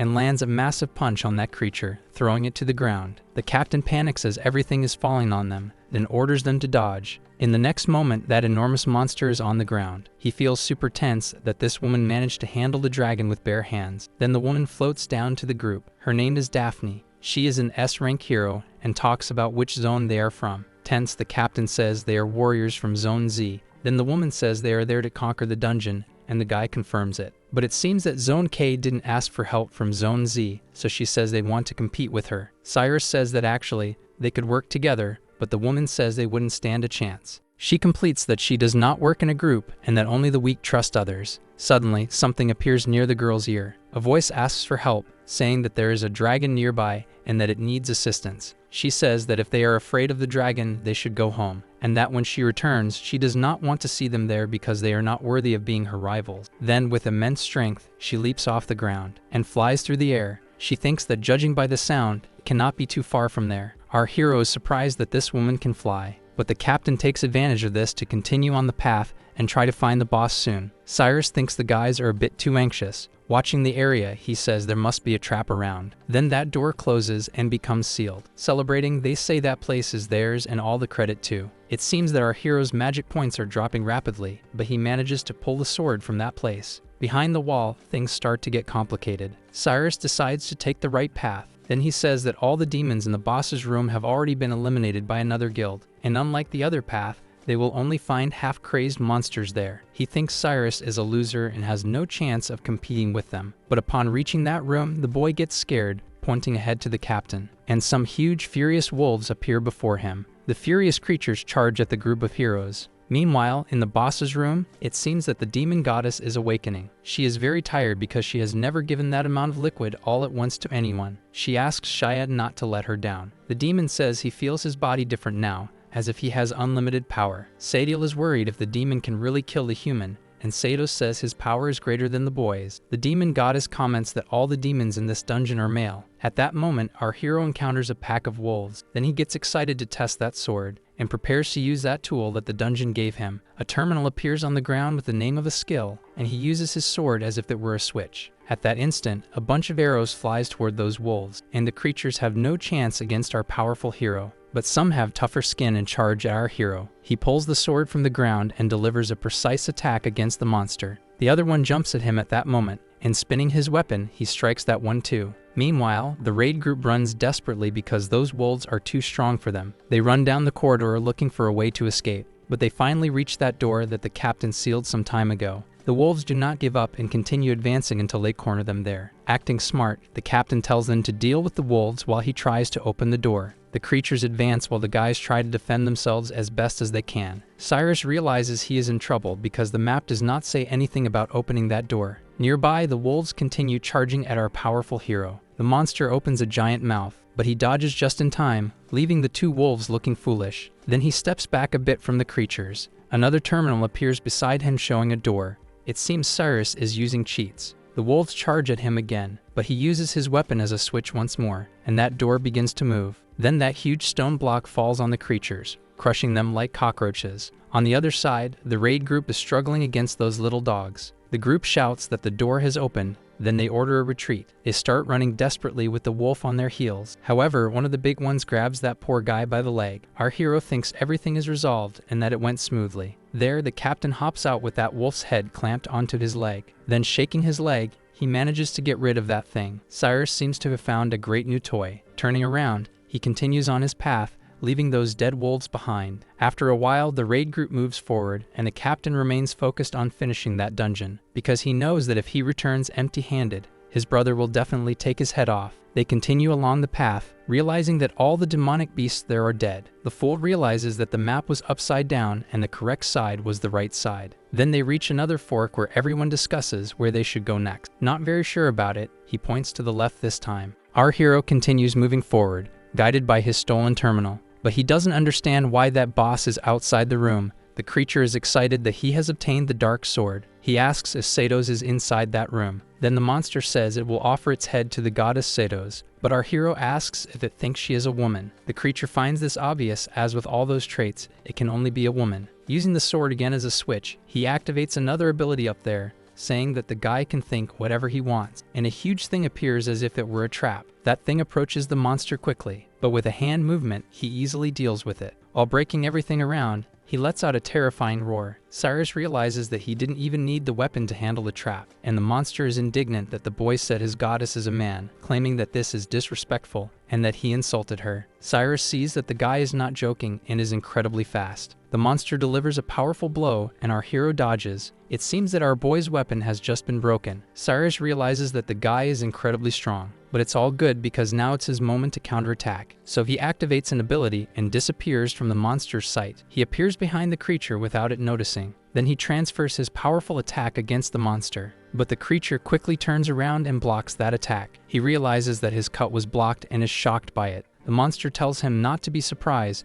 as creating clones is its technique. And now it's the guy's turn to counterattack, delivering another powerful blow to our boy. He claims that his goddess multiplied his power several times, and that killing that boy will be as easy as crushing an insect. Cyrus realizes that this is the strongest demon he has ever faced. While holding off the attack from that creature, its copy advances toward him, and he notices that the guy has split into two, trying to escape from where he was. Our hero manages to dodge that attack, but he gets hit by the second and is thrown far away. The two monsters celebrate excitedly. Our boy didn't expect there to be clones and now knows he's in trouble. Nearby, the raid group is being crushed by a huge golem. The captain screams for help because his leg is messed up. He tries to protect himself, pleading for someone to save him. Suddenly, the creature is torn into several pieces, and it falls to the side like a broken doll. He looks on, not understanding what's going on, and that strong woman appears again, wanting to know if the guys need help. Then the woman repeats, asking if they are the ones who were asking for help, and the captain says yes. The group gets excited, thinking they are saved and surprised that a woman crushed a giant. But out of nowhere, she kicks that man's face. The guy goes down like a ball while the group realizes he has been knocked out. Daphne wants to know if all the warriors from Zone Z are this useless, saying that if this world depended on them, it would be doomed. She tells them to get lost and train more because she doesn't want to see their faces there. With no other option, the guys just obey. Then the woman turns to the other situation, and it seems she is heading toward the boss's room as well. She flies through the walls like a superhero. With that muscular arm in front, she goes through all of them. In the boss room, our hero is suffering a lot because the demon is stronger than him. The demon says that his goddess told him that if he kills the boy, she will marry him. Then he commands him to die in the name of his beautiful beloved. Cyrus feels a bit tense because there is no female demon around. Suddenly, the wall next to him bursts open, and that healthy woman appears in the room. Our hero is surprised while she thinks he is just another guy from Zone Z. She says he looks like he has already been defeated, so he shouldn't waste his life and let her show him. But Cyrus says that this boss is stronger than he thought, so he asks the woman to help him kill it. She seems a bit incredulous that he said she would help him. Furious, she asks if he is crazy or if he didn't understand what she said. She then repeats, saying to leave the demon to her and wants the trash from Zone Z to stay out of it. It seems that our hero locked his aim on her while she finishes saying that otherwise she will do something. Then he grabs her and gives her a whiff, causing Cyrus to start getting stronger again. Suddenly, the woman realizes what she is doing and spits. She turns red, wondering what is happening to her. The demon gets upset, thinking they are getting cozy as if he weren't there, and the woman thinks she has never approached a guy before. That boss gets furious, believing they are mocking him. The two creatures begin to attack the duo, but our hero skillfully dodges that attack. The demon realizes that his power has increased. Daphne is still in shock from having kissed him, and thinks it might be because she was too close. It seems she really enjoyed kissing our MC, and the terminal shows her lust is at 85%. He shouts for her not to be tormented while the fight continues. Then he jumps in front of her to protect her from the creature's attack. He manages to make her dodge it. Daphne notices pieces of her armor flying in all directions. Then he protects her, saying she almost got hit by that attack, and the demon says he is getting pretty quick. He stays in front of the girl, protecting her as best as he can. Daphne doesn't seem to be in much condition to fight. The girl feels as if she can't move, and the terminal only shows the numbers increasing. The boss notices that the human's power is increasing significantly, so he needs to finish him off soon.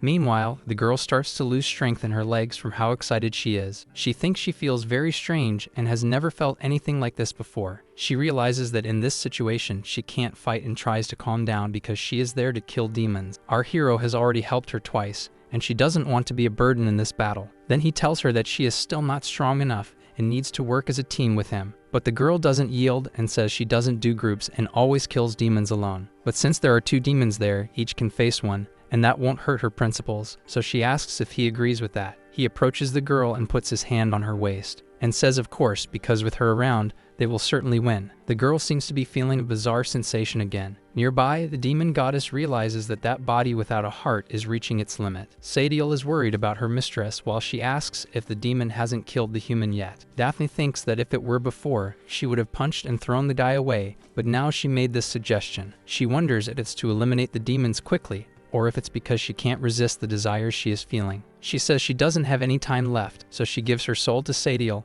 and tells her to make the boss eat. She intends to use his powers to get her heart back, even if his body can only hold on for a few seconds. Sadiel ponders the fact that the human will probably die there, and the demon goddess says she seems too worried about that human, but she says no and that she feels nothing but disgust for those humans. Nearby, our hero defends himself as best as he can. He realizes he is in trouble and that even having increased his power, it is still not enough. The creatures attack the two again and hit them. She holds our hero and blocks the monster's attack. Then the boy realizes he is quite well protected in that situation, but they go far and fall to the bottom of the room. The girl notices those feelings are coming back, while the demon realizes it is a great opportunity. It seems our hero got hurt, poor thing, or maybe there is another reason for that. She apologizes for hurting him and says it was an accident. The creatures concentrate their energy, saying they will kill both with just one attack. Then they throw that energy sphere at them, and the powerful attack crosses the area, destroying the entire room. It hits its target with an explosion, and the duo of demons watches the result. They comment that those humans have certainly turned to ashes now. That girl stepped forward and protected our boy once again, but her armor is completely breaking, and it seems she overdid it a bit. She is worried if our hero is okay, but it seems he has broken a few ribs, so she will fight for him. Determined, she prepares to take on the responsibility of the fight. Strangely, she increasingly feels the urge to be close to our boy, and she looks at him with an enormous desire to hug him. She says that her armor has broken, so she asks him to come over and hug her tightly. Because she doesn't want the demon to see her body, she needs someone to cover it since she will use both hands. Therefore, it would be better if he took care of her body while she fights. Daphne continues trying to control herself as she is having somewhat strange thoughts. She thinks she is a level 5 warrior and will definitely be able to control her desire. He walks, feeling a lot of pain, and says he needs Lilia to heal. Then it seems that what she is feeling is just a desire to protect him,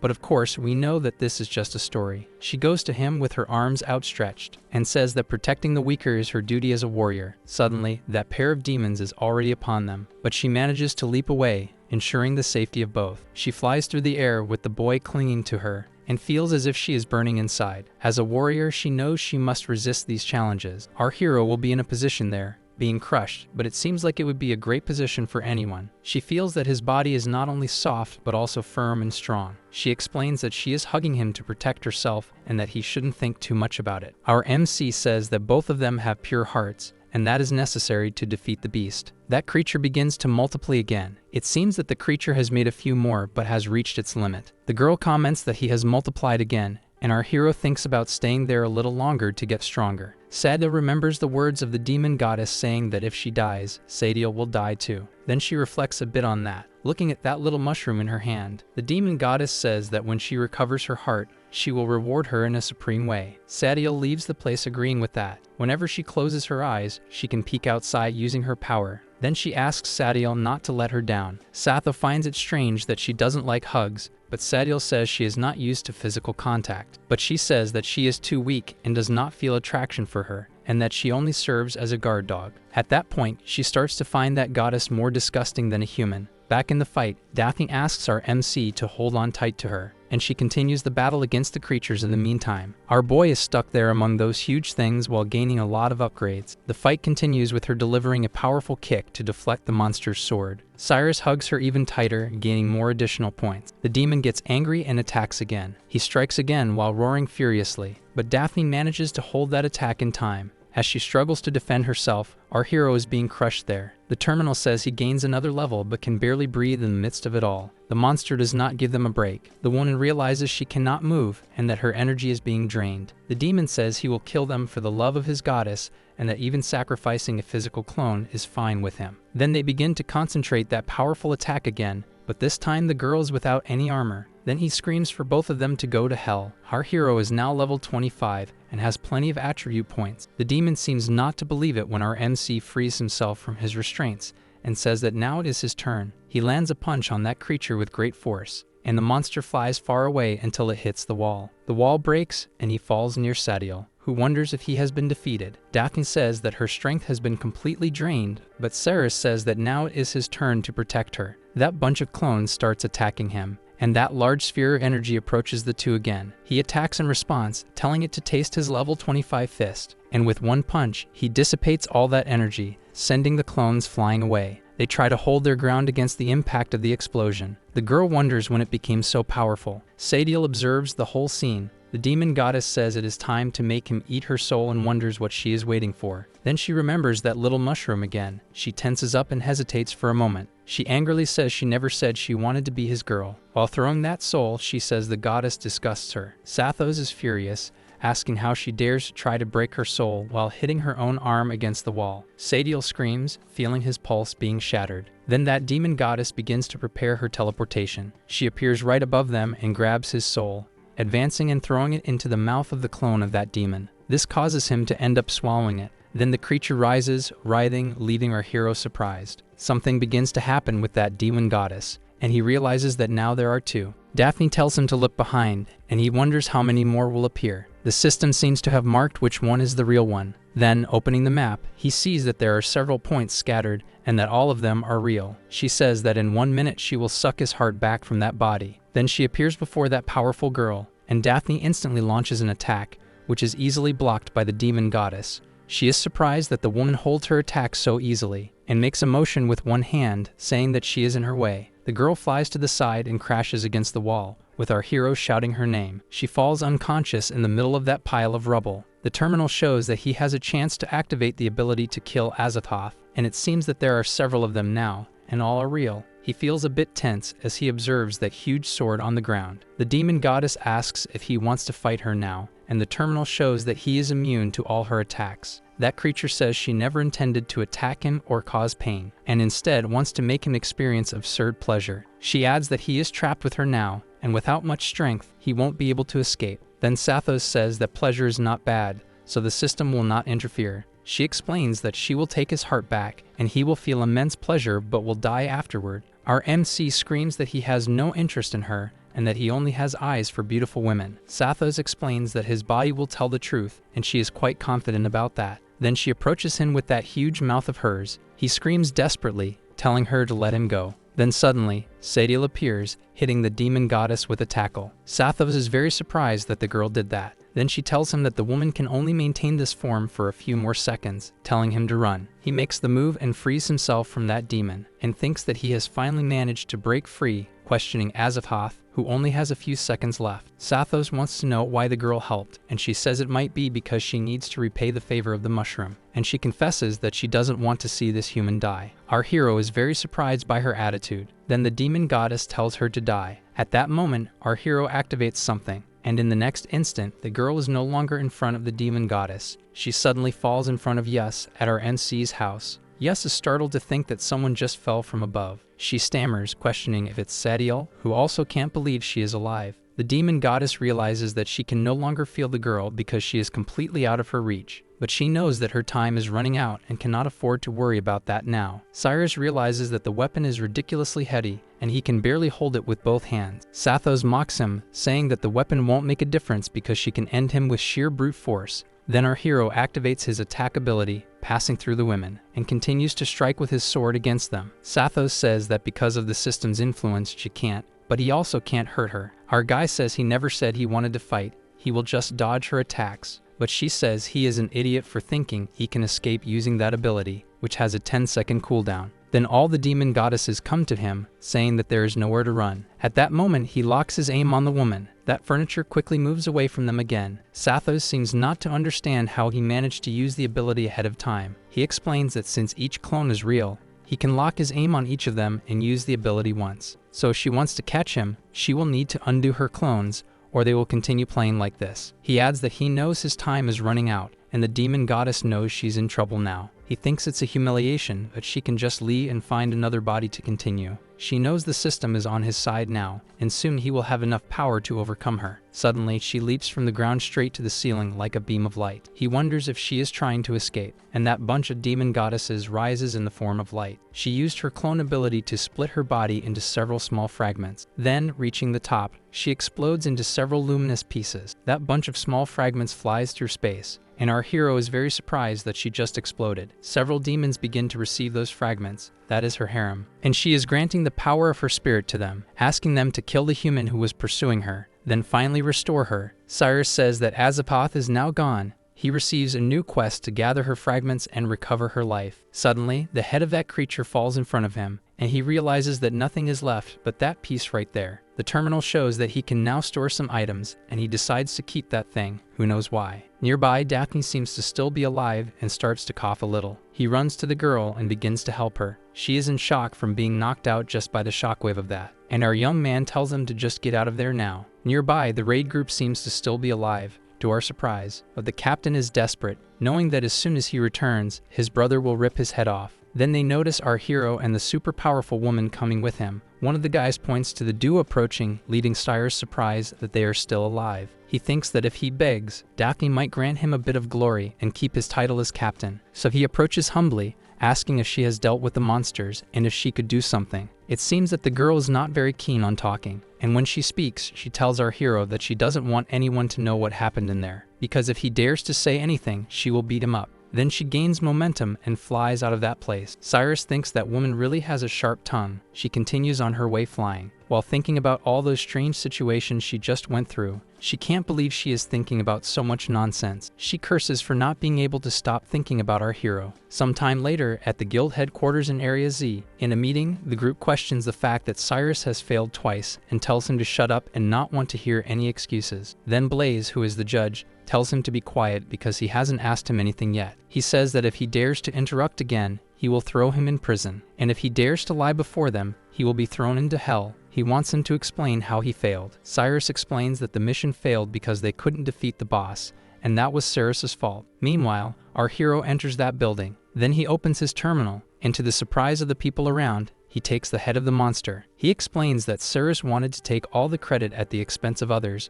and that he himself sacrificed his leg to save his team. He recounts that every time the boy encounters a monster, he trembles all over and has no courage whatsoever. And besides that, the guy never followed his orders even while under his command, adding that he is just dead weight. The judge orders the city to be put on alert too because the monster may counterattack and detain Cyrus for interrogation. The captain says that if it weren't for that idiot getting in the way, he would have gotten the monster's head. Nearby, our hero throws that head. It crashes into the room, breaking the wall behind that fool. He glances back just as that head hits him squarely like a bullet. The people in the meeting see that thing rolling through the room along with Cyrus. They stand up, stammering about what that is until they realize it's the head of that boss, and they see that the one entering is Cyrus himself. Suddenly, he turns around and leaves. From behind, someone calls out to Cyrus, who looks terrified. The judge then demands that he repeat what he was saying. Desperate, he says he can explain this. As our hero is leaving the building, he encounters something curious. Lillian is waiting for him and says that it is the high priestess who is summoning him. He feels a bit awkward asking if it's now,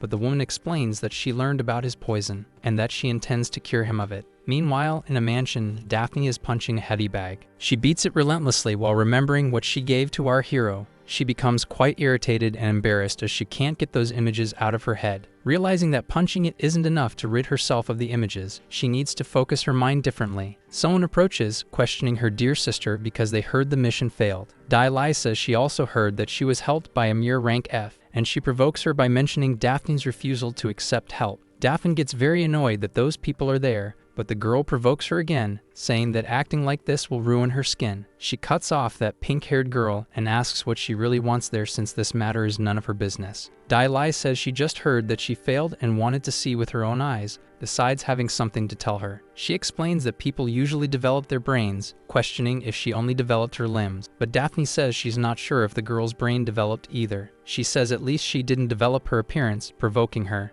The girl gets furious and asks Rokuro to take care of her, but he says he's just a butler and doesn't have permission for that. Daphne says if she wants to resolve this, she just needs to jump in. The pink-haired girl gets furious. Reluctantly, she says she wouldn't lower herself that much and orders her butler to follow. Suddenly, a huge weight comes flying toward them, but Rokuro notices it in time and acts. He creates a bizarre giant hand and catches that weight as if it were a toy. Then he crushes it, and the girl doesn't even turn to see what's happening. Finally, she turns around and asks what that breeze was, but the guy says it was just an insect flying by, and the girl is filled with disgust, telling him to wash his hands. Daphne watches this with a look of superiority. The girl, smiling, says she will take everything that woman loves, and Cyrus is now hers. Sometime later, they're in the church. Someone tells our guy that he has permission to enter because the high priestess is waiting for him. He proceeds, but Lilia seems worried about something. At the last moment, she tells him to wait and asks him not to enter. He doesn't understand anything and asks if he shouldn't enter since the woman called him. But Lilia says no, and that this is a mistake. However, he opens those huge gates and sees a woman sitting there in the middle. She introduces herself as Seraphina and says she is the high priestess of that church. Then she points with her foot to a chair as if to tell him to sit, and says she wants to talk to him face to face. He feels a bit tense about the situation. Seraphina says she heard about the poison in his body, and that poison rapidly destroys the human body. Then she adds that his body has merged with it but shortened his life, and he is surprised that she has researched so much. Then suddenly, she shoves that foot in his mouth, telling him not to interrupt her while she is speaking. She removes her foot while he watches. She says that if the beast consumed this, it could bring a catastrophe for humanity, so she needs to do something. Serafina says she has decided that she will consume it herself, suddenly approaching him. He gets scared and pushes her away. Even though they are both human, the woman seems like she wants to eat him, and that's a bit crazy. But in the next moment, he realizes something, and he sees several tentacles coming out of that woman, then wonders if she is actually a monster. She said she could be a monster but is on the side of humanity, and for its sake needs to consume him. Cyrus says there's no way he's going to become anyone's snack, then locks his aim on her and chooses a card. He picks a random card, then he receives an angelic glove that, if it touches the enemy, will unleash a shockwave, improving depending on where it touches. She shows a fragment of that demon goddess and says that only that in this world can save him. Then she eats it as if it were a candy, saying that thing is really delicious, while our hero notices that those tentacles have a somewhat suggestive appearance. What she wants is enough power to trap people like cattle and have everyone worship her sacred religion. She wants to create a world without corruption, but Cyrus realizes that her intention is not very good and will not let her devour him. But the woman laughs, asking if he thinks he can escape from her. Then those suggestive tentacles move in his direction, but our hero dodges those things. He touches them thinking they are part of the creature's body. He realizes she has only 1% sensitivity, but still wants to test the power of the glove. Then he unleashes a shockwave against those things. It seems to have only made a scratch, so he will need to look for some more sensitive areas to have an effect. But our hero slips up and starts getting wrapped up by the tentacle. In the next moment, he is lifted off the ground while that creature watches him. She pulls him close and asks if she can start the snack. At that moment, she realizes he is injured and says she can hardly wait to taste him.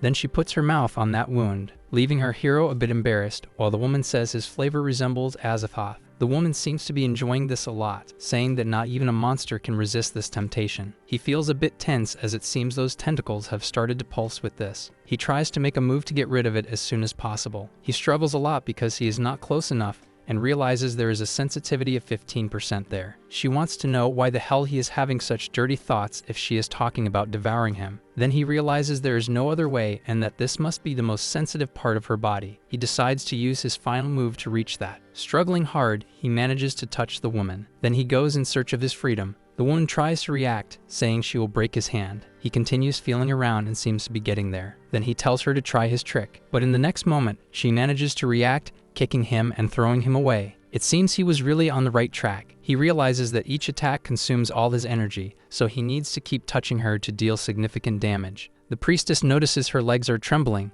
that the boy is somewhat annoying, but she feels a tingling throughout her body. She gets furious, saying it is unforgivable for him to touch her like that in this sacred place. Then she attacks again with the tentacles, and our MC realizes that only 14% is probably not enough. He needs to try to gain an advantage by getting closer to her, so he decides not to dodge anymore. He uses the gloves to become almost a rocket and heads toward her. And for the sake of humanity, he needs to move forward and make contact with a woman. Then he manages to reach her back without her noticing his movement, and jumps toward her, preparing to grab her. It seems our hero will succeed this time. She notices him touching her at the last moment. Cyrus is surprised because it seems her weak point is not there. She reacts by calling him a reckless fool, and again kicks him away toward her tentacles. He knows the situation is getting tense. If it continues like this, she will devour him. There is only 6% left, but he believes it might be enough to gain one more boost. Finally, it seems he has some idea, but the tentacle swallows him almost completely. The woman says he is no longer attacking and believes he has just given up on everything. While he is being swallowed by the tentacle,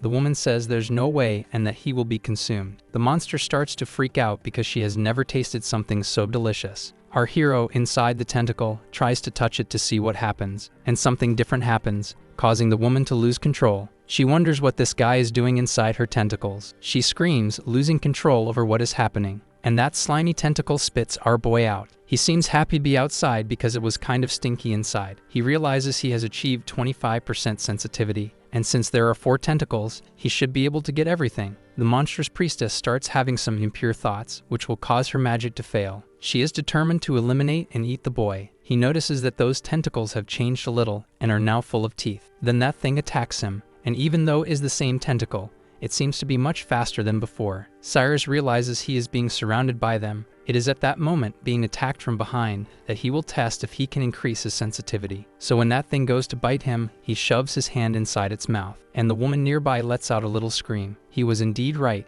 and inside there is another 25% sensitivity. She screams for him to stop touching her inside, calling him a disgusting bastard. Then something bizarre comes out of that thing and pushes our hero out. He crashes against the wall, making a mess. He gets up, somewhat injured, and realizes that the sensitivity hasn't increased. It remains at 25%. She is furious, saying she will crush and devour him, but our MC concentrates his energy and unleashes a shockwave against those things. This time, the woman had to dodge. She notices that the boy is not joking around and that after touching her, he managed to create that wave of light, and she also realizes that he is getting stronger with each attack. Our hero is puzzled because he hasn't found her weak point yet and has to try to get close again. So he shouts that it is for the good of humanity that he will risk his life and explore her body. She is incredulous that he can maintain that saintly look while saying such a load of atrocities. With a leap, he approaches that woman all at once, and he decides he will start with those big things over there. But at that moment, purple smoke spreads throughout the area. She uses the tentacles to protect herself from that savior of humanity. Cyrus realizes he is being attacked by a somewhat pungent mist. He believes she is using that disgusting smoke to hide, but his angelic gauntlet is not charged yet, so he will have to rely on his physical abilities. Our boy starts to feel a bit dizzy and wonders if that smoke is paralyzing him, when suddenly, one of the tentacles appears and hits him squarely. It seems that thing is sucking him from the inside. When he goes to grab that disgusting thing,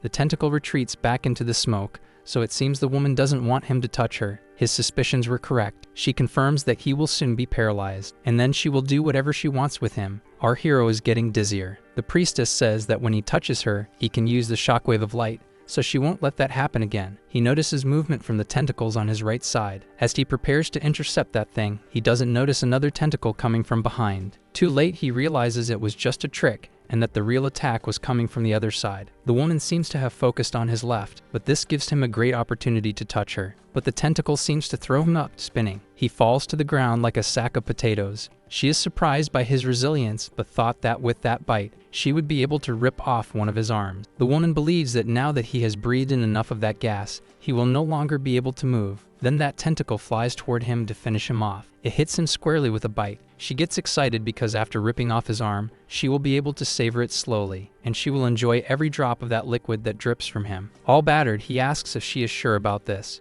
and he says that his ability is not in his right hand but in his glove. The guy switched the arm glove and is now back inside her. That monster screams again, feeling the pressure. Then the tentacle starts to tremble and releases our boy's arm ready. Soon after, he unleashes a massive shockwave toward the holy monster. Cyrus realizes that this monster has a very particular structure, but it is still quite similar to a human, and that the internal structure is fundamentally different from theirs. He advances again, ready to touch her. He notices that she has more sensitive areas in unexpected places. He hits the girl and now reaches 38% sensitivity. He is a bit surprised that his weak point is not there yet. He counterattacks and realizes he is very vulnerable in that position. Now she is really angry and screams for him to stay away from her. She lands a kick on our hero, sending him flying. Then she steps back, sending her tentacles toward him. Cyrus points his glove to take advantage of the percentage he gained. He fires another powerful shockwave at that bizarre creature. She notices that the light attack is advancing again, and she puts up supports in front to absorb the attack. But still, she feels that his power has increased, and she is hit squarely by that enormous light attack. The columns around and the ground begin to shatter. Outside, Lilia notices that something is very wrong happening, coming to the conclusion that a fight is going on inside. Inside, our hero feels the pressure of that battle while the priestess observes from afar. It seems he is regaining consciousness as the pink smoke is dispersing. Serafina says that his attacks are not enough to hurt her. Cyrus knows she has become stronger after drinking his liquid,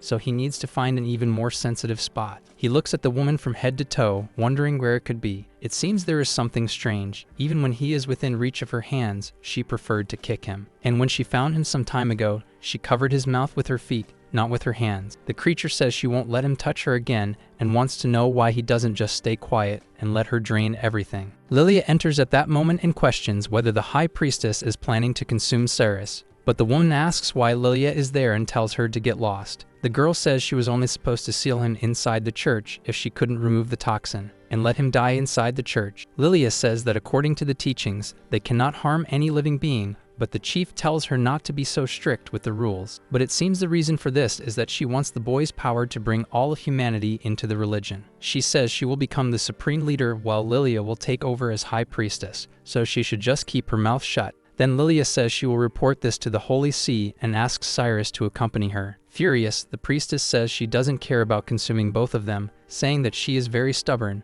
Our hero jumps toward the girl, pushing her to save her from the attack. As a result, he is hit squarely and thrown against the wall. That thing hits him hard, injuring him greatly. The woman realizes that her movements are very slow and that she must be reaching her limit. He falls to the ground, realizing he has suffered internal injuries this time, and it seems his body will collapse soon. But suddenly, a little foot appears near him. She says that her magic will help him stay well, and realizing it is working, he asks for more. But she says she can't use too much, or else she would leave him completely numb. Determined, he gets up, saying she can inject everything he can handle. The high priestess says that it is a waste of time for Lilia. Then she sends her tentacle and hits our hero again while wrapping the girl. The woman says she really doesn't want to kill her, and if she promises not to say anything, she will let her go, and that she shouldn't waste her life on an insignificant man. Lilia says he is not insignificant but her patient, and she needs to do everything to help him until the end. The chief says that then she will make him die in front of her, and continues to press him with that tentacle. Suddenly, Seraphina seems to have a strange body and feels a bit dizzy. Then she removes that tentacle from the boy. She seems to be really feeling something, while Cyrus doesn't waste time and charges at her. The woman is caught off guard by that attack, and with both hands he grabs the priestess's hands. He realizes he has achieved 100% sensitivity. She lets out a loud scream as the terminal shows that he has found that point.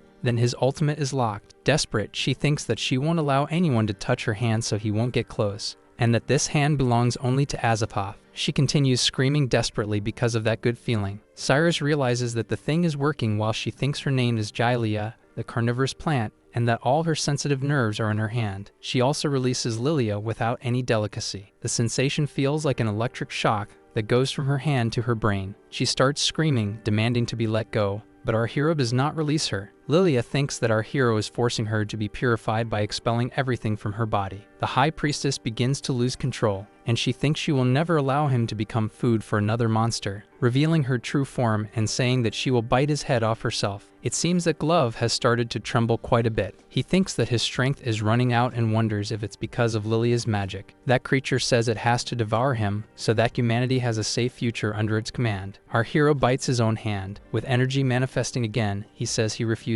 That creature seems to have been caught off guard, and he unleashes a close-range, powerful wave of luminous shock. That powerful energy attack passes by the other priestess, shattering the walls of the church and heading into infinity and beyond. Lillian is left speechless, watching that. She wonders what kind of magic he used, seeing the huge hole that formed in the wall. With that maneuver, he ends up breaking a tooth, and it hurts a lot. Finally, he managed to defeat the target and obtained one of the Azathoth fragments, increasing his life by 34 days. Now he has 80 days. It seems that what remained of her has turned into a cute carnivorous plant, and our hero gains the ability to use that toxic mist. He asks the priestess if she is okay. In disbelief, the girl asks if he killed the high priestess, and he says no, that she merely reverted to her original form. Lilia says she understands and that it's all right. The girl tries to poke the plant with her finger, but it almost bites it off. He thinks it's relief, but it seems something is wrong with him. Then he collapses, fainting in the girl's lap. She notices that his body temperature is not right and that she needs to help him quickly, because if she doesn't do this, he will really be in danger. So she sits down and begins to repair his internal organs. She places those little feet on top of him, and in a moment he is transported to another location with his clothes all torn. Cyrus awakens, wondering what is happening and why everything has turned to mud. She explains that it is the physical manifestation of his injuries and that his body is extremely fragile now. That mud is very strong and prevents him from moving, and it feels like he is getting colder and colder. The girl explains that it is absorbing his energy, so she tells him to try to relax his body completely. She says she will rub that mud off his body with her feet, or else the temperature will mess up his body. Then she steps on him gently and begins to rub her foot, making him warmer. It seems that his body is uncoiling from that mud. Lilia realizes that the feeling from before is returning again, and she tries to control herself. Like a saint, she uses healing magic, but the more impure thoughts she has, the weaker her magic becomes. She wants to finish healing him before those evil thoughts consume her completely. Cyrus feels that his body is getting warm again. The girl starts to really enjoy the situation, and those evil thoughts begin to sprout again. It seems that our hero is finally managing to get up. She reports that his internal injuries are healed, and now she needs to make the energy return to his body. She asks him to open his mouth, inserting that little foot inside. He has a vision of a huge chocolate cake. Then she tells him to eat anything he sees. The next step is crucial and will be a test of his faith, because she cannot lose concentration. He holds her foot, saying that the cake is very tasty. The girl seems to be losing control again, wishing he wouldn't use his tongue. Lilia realizes that he can absorb energy quite quickly, but if he continues like this, he will wake up in pain all over and completely wrecked, so she needs to make him take it easy. This is the crucial moment and can make the energy fill his entire body completely. It seems she is stepping on the boy's toy, but she explains that it is a necessary thing as part of this treatment. She says that in this treatment, she will need to use both feet. Her magic begins to falter a bit. Lilia repeats to herself that she is a priestess and cannot lose control to these evil thoughts. She tells him to eat quickly, thinking that she can't hold on much longer. Then he holds her foot as if he is eating something very tasty. She seems to be feeling quite ticklish because he is using his tongue, and he continues to hold on there as if it were something very enjoyable, making it hard for the girl to maintain her focus. She asks that his teachings to the church help to ward off that kind of bad thought, requesting that he shows innocence to others and treats them with sincerity because lust is something evil. He must practice moderation to promote purity and suppress evil things while being faithful to the principles. Suddenly, our hero says he is done there. She adds that the treatment is complete, realizing that her magic is still there and that she really succeeded. Cyrus sits down, asking if he is ready, and she confirms. Suddenly, a huge green energy surges around her. It seems she has never had such a big energy boost before. It is twice what he is used to, and he wonders what is happening. Cyrus says that the woman is great because not only is she healed, but she is also feeling fantastic. He already thinks that maybe he can help her become an archbishop. She tells him that if he gets hurt, even if it's just a scratch, he should remember to come back there to be healed. Sometime later, the director and his secretary wonder what on earth that giant hole is in the church, and they meet at the door with the priestess and our hero coming out from inside. The two cross paths, both surprised to find each other there. With the information exchange, he questions in surprise that the priestess is gone. Lilia says that she needs a new archbishop before continuing with the collaboration, but he can go there to discuss the details. And as soon as she takes office, they can skip several steps. Our MC says he doesn't want to bother them, so he says he will see the director later, but he asks the girl to accompany him and update him. He becomes curious, asking what happened. On the way back, the girl says that a strange beast has appeared in the city, and that it only kills warriors. In fact, several A-rank warriors have already been drained and killed by it. He is a bit surprised that it is a beast that sucks the liquid from people. It seems that besides feeding, it also tears off the toys from their faces and writes on them the words, "It's not you?" She says it seems that the creature is looking for someone. Our hero quietly thinks it must be after him. To avoid panic, Daphne is leading the investigation to hunt the demon. Elsewhere, Sadiel enters through the window cursing. Yus asks why she came back there, and the girl says she is surrounded by warriors and cannot escape. Suspicious, she questions if the girl wants to live there too. But Sadiel says that it is the enemy's base, and if she gets caught, she will be killed. Plus, she will cause problems for that human. Yes boasts that she knows how to use transformation magic, so she won't get caught. The girl thinks that she cannot use magic to change her appearance. She just needs to find a place to hide. Suddenly, she coughs and seems to be injured. She falls to the ground, fainted, and Yus becomes worried. Suddenly, she realizes that the girl might be pretending just to stay there, and that she won't share her master with her. It seems that at the moment the demon goddess was defeated, something happened to her even though she was teleported. Our hero tells the secretary to come in and sit down to tell her more about the vampire beast, then tells Yus that they have arrived. Daisy is surprised because her sister's name is quite different, and Yus inside realizes that her master is coming back. Yus grabs the girl, saying that she needs to hide her and that after she wakes up, she has to get out of that house. Our hero opens the door, and his maid is about to welcome them. Then he asks the secretary to come in while Yus just observes quietly. Daisy apologizes for bothering her. Yus feels a bit irritated because it's another woman again. The secretary believes it is an opportunity to meet Cirrus since last time she let her emotions take over. Meanwhile, Yus thinks she needs to find a way to make this woman leave. After a while, he questions how that vampire beast appeared, and she begins to explain about a dragon that emerged, and the guild sent several people to evacuate, so as the city became empty, the beast took advantage. Daisy says that last time she forgot something important, and our hero becomes curious. She is a bit nervous and says that as the secretary of the vice president, she has the duty to know what life is like for the warriors in the area so she can help them better. Then she asks him to fill out that form. She hands it over while thinking that she made that form especially for him, and asks him for a lot of personal information about what he expects from his meetings and love. He doesn't quite understand the question and whether he has to fill out all that information, even about a possible partner. If she laughs, she explains that it's a normal process that every captain goes through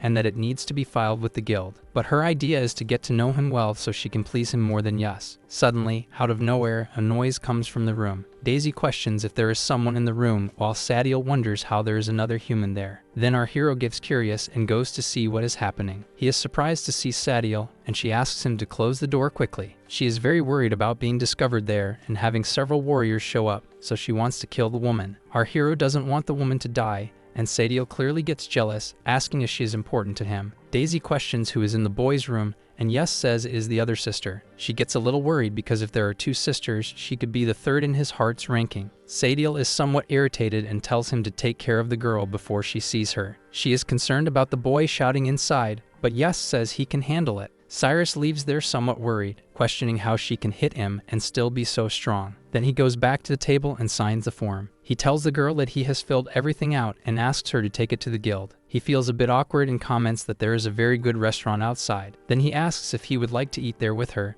and the boy agrees, leaving Yus somewhat suspicious. Suddenly, the girl grabs a snack and says that according to her schedule, it is time for him to have a snack, and she accidentally drops that cookie right on top of everything. He turns red while she holds his head. Yes says she worked hard to make that and won't let him go until he finishes. Daisy turns red and horrified by the scene. He is quite shy and unresponsive. Cyrus says that the cookies are strange and asks what they are made of, and Yes says it was made with bat wings. She says there are more there and he needs to open his mouth, while our hero tries to refuse. Daisy questions if this is how the boy usually eats, and he awkwardly says no. But Yes says he does this all the time and likes it a lot. If she doesn't enjoy watching, she should leave. Somewhat upset, she says she will leave then, thinking that they are really very close. Suddenly, someone is knocking on her door, and Dai Li with her butler tells Cyrus to open the door. Yes gets even more irritated because it is the voice of another girl while she crushes our hero's head. She becomes somewhat impatient that no one is opening the door and asks her butler Roy to take care of it.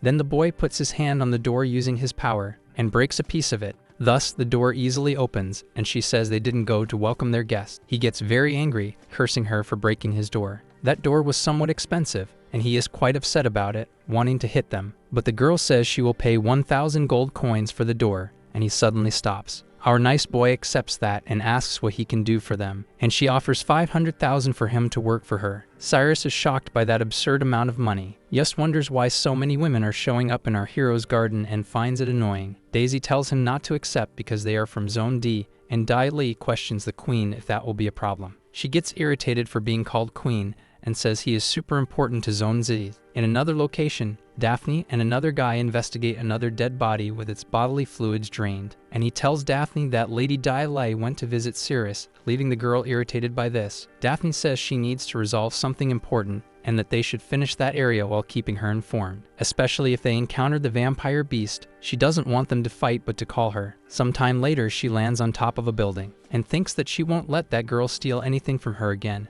and that Cyrus's house is in Zone Z. Out of nowhere, a giant hand emerges among the buildings, breaking everything. A huge dragon appears in the middle of the city. That giant creature is hungry. It roars terrifyingly, showcasing its power. The heroes wonder why no one kills him, but it seems that no one can hurt him, so all that's left is to evacuate the people. The newcomers want to know why everyone doesn't just move away, but it seems the dragon hides many treasures, and as long as he doesn't threaten the guild city, they don't need to worry about killing him. The secretary wants to know how they dared to steal from the captain of Zone Z, and Dai Li, who pays well, has nothing to say. Then she asks Cyrus what he has to say. He knows there's no such thing as a free lunch in this world, so he questions what she wants him to do. First, she wants to know how he broke Daphne's principles, and then she wants to know everything about what happened in that dungeon. Cyrus, suspicious, wants to know if she wants something more, and the girl replies that of course she does. She wants to spread the incident on a TV program and make Daphne as embarrassed as possible. Cyrus says he understands, then responds that he refuses. The girl gets furious, asking why he refuses the 500,000 coins, claiming it must be his only chance to have that much money. He explains that he promised Daphne he wouldn't tell anything,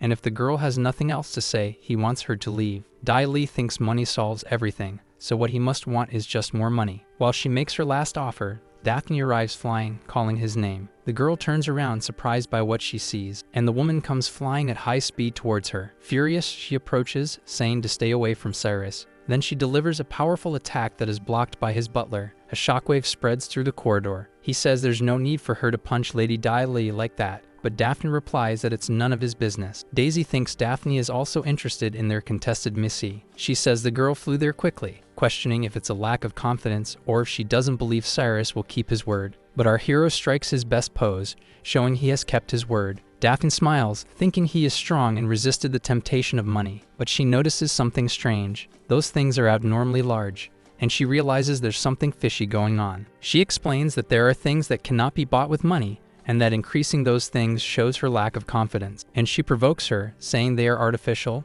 but the girl gets irritated, stating that they have always been like that. It seems she gives up and calls her butler to leave. She thinks Daphne has some secret, and that she will find out, and that she will return this humiliation. Daphne says that if her sister shows up again, she can expel her, and our hero realizes that, at the very least, they admire each other. On the communicator, she hears that they found the vampire beast. It is in Zone Lai, and is a white-haired demon. The girl says she has something to do and says goodbye, while Daisy also understands the hint. Without a minute of peace, Yus now shouts for him because it seems that Sadiel is sick. He becomes worried and asks what is wrong with her. He says her body temperature has dropped and that he cannot help the girl. It seems they are out of time, and she explains they would need an herb from a dungeon to help her. Cyrus becomes genuinely concerned about the girl. Remembering things that happened, he thinks that his blood might help her with this, so he cuts his hand and lets it drip into Sadiel's mouth. She starts to drink it. Yus seems to be in a trance watching that, but our hero's idea begins to work, and Sadiel finally awakens from that. It seems everything is peaceful again in Cyrus's house.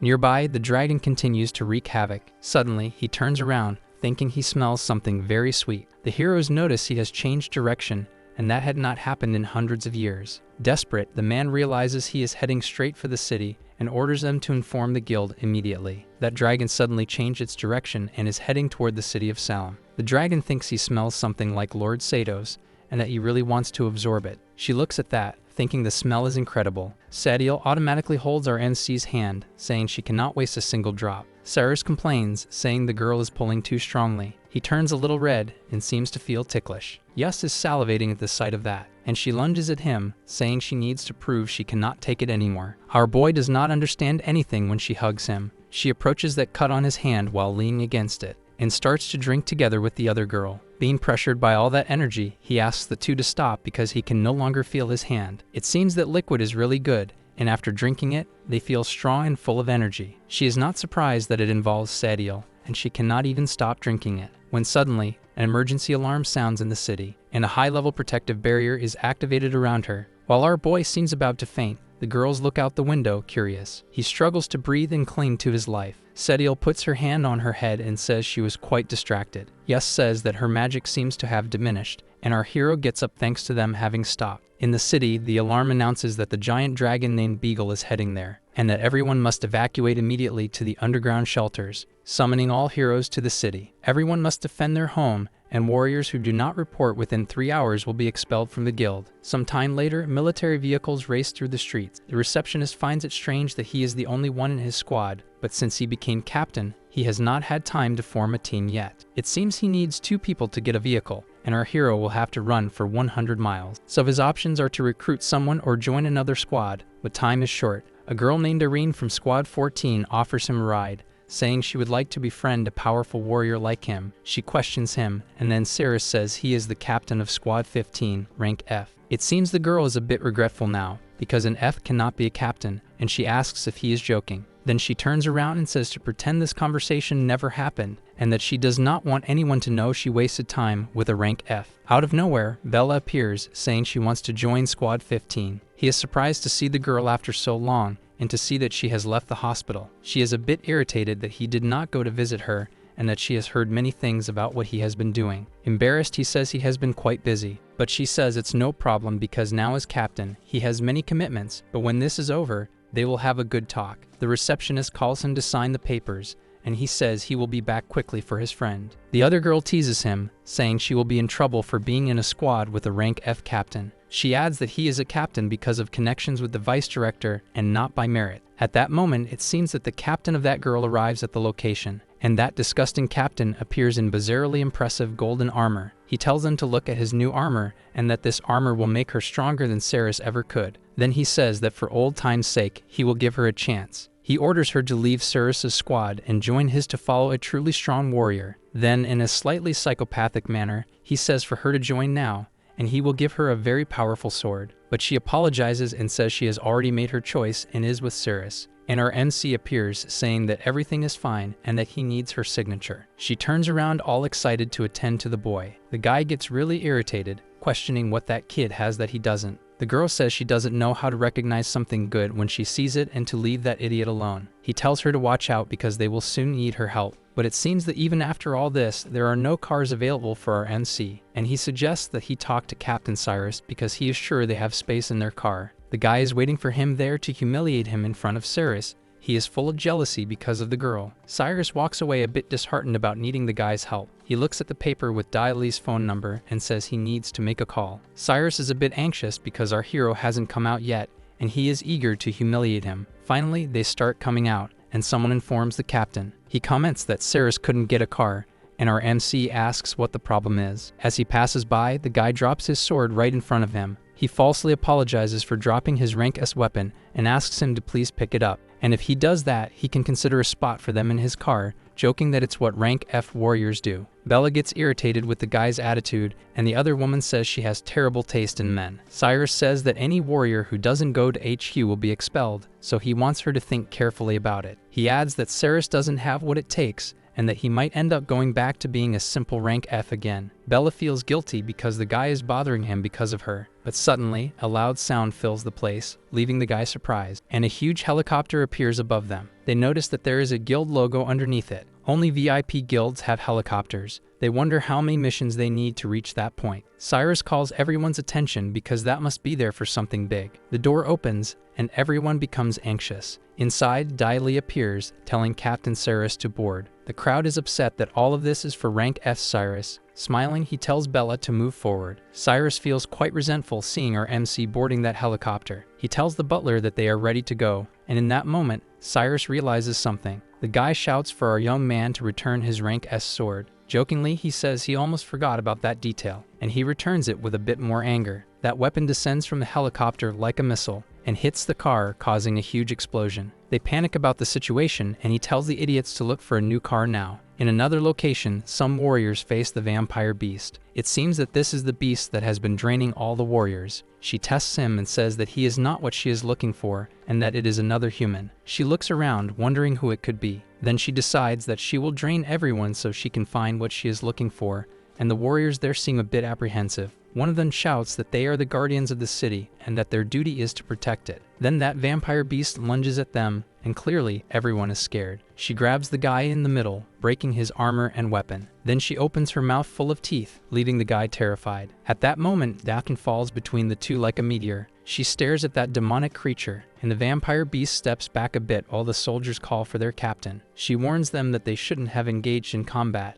and they say they did it because they thought she was going to the dragon. Not understanding anything, she is surprised that that demon from the dungeon is alive, and the beast asks if she knows her. Daphne says that the last time she got beaten up, but she doesn't seem so grand now. And the beast says she is collecting the fragments of her true self and is looking for a guy. Daphne concludes that since only she and Ceres were in that dungeon, the demon is after the guy. So she says that if that's the case, she will stop that thing right here and now, adding that she won't let it get close to him. Our hero is surprised that all of that exists beneath the guild HQ, and Dialee explains that they keep the dragon-slaying blades down there for emergencies. Then she questions it's not dangerous since that is a dungeon, but the girl says that only the sword is there, which is fine. Our hero moves forward until he finds something that leaves him surprised. He questions the fact that she said it was safe there since he finds a bunch of dead people everywhere. Then the other girl tells him that that statue wasn't there before. Bella realizes that one of those people is alive. She runs to help while the other girl moves ahead. It seems there was a huge massacre there,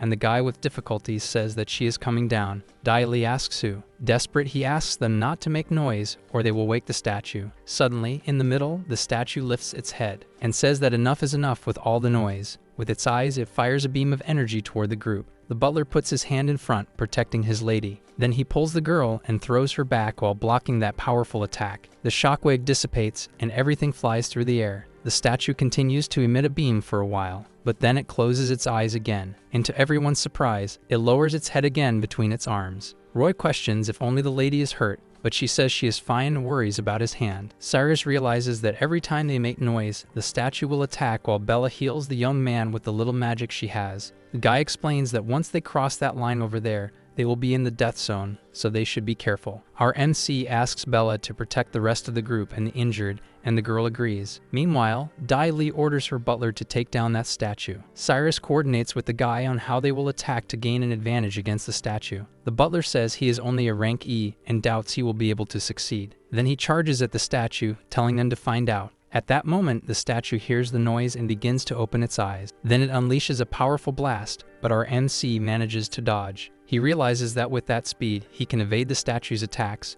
but it is tiring him out. So he decides he needs to finish this quickly. The statue shows no mercy and continues attacking. Debris flies in all directions, sending the rest of the group flying far away. Bella continues to defend the group as best as she can. Cyrus believes the statue only uses sound to hit its enemies, so he throws his swords to a location. He hits something on the other side of the room, making a loud noise. At that moment, the statue turns, telling them to stop making noise, and he realizes he was right and that it turned to go after the sound. Then he quickly grabs his sword. Cyrus finds an opening to attack at that moment. He delivers a powerful strike against the statue, but his weapon shatters. Frightened, he understands that this thing is very tough. At that moment, the butler approaches the statue, leaping onto it. He makes his hands grow gigantic, saying that only he can smash that thing to pieces. But the statue detects the sound immediately and turns to that guy. Then he lands a powerful punch, saying that this is what it gets for attacking his lady. It seems that with that powerful attack, he managed to crack the statue's head, and he is surprised that it is so hard, and even his most powerful attack only made a scratch. Then, to his surprise, the statue acts differently now. It grabs the guy by the neck, starting to concentrate its beam towards him.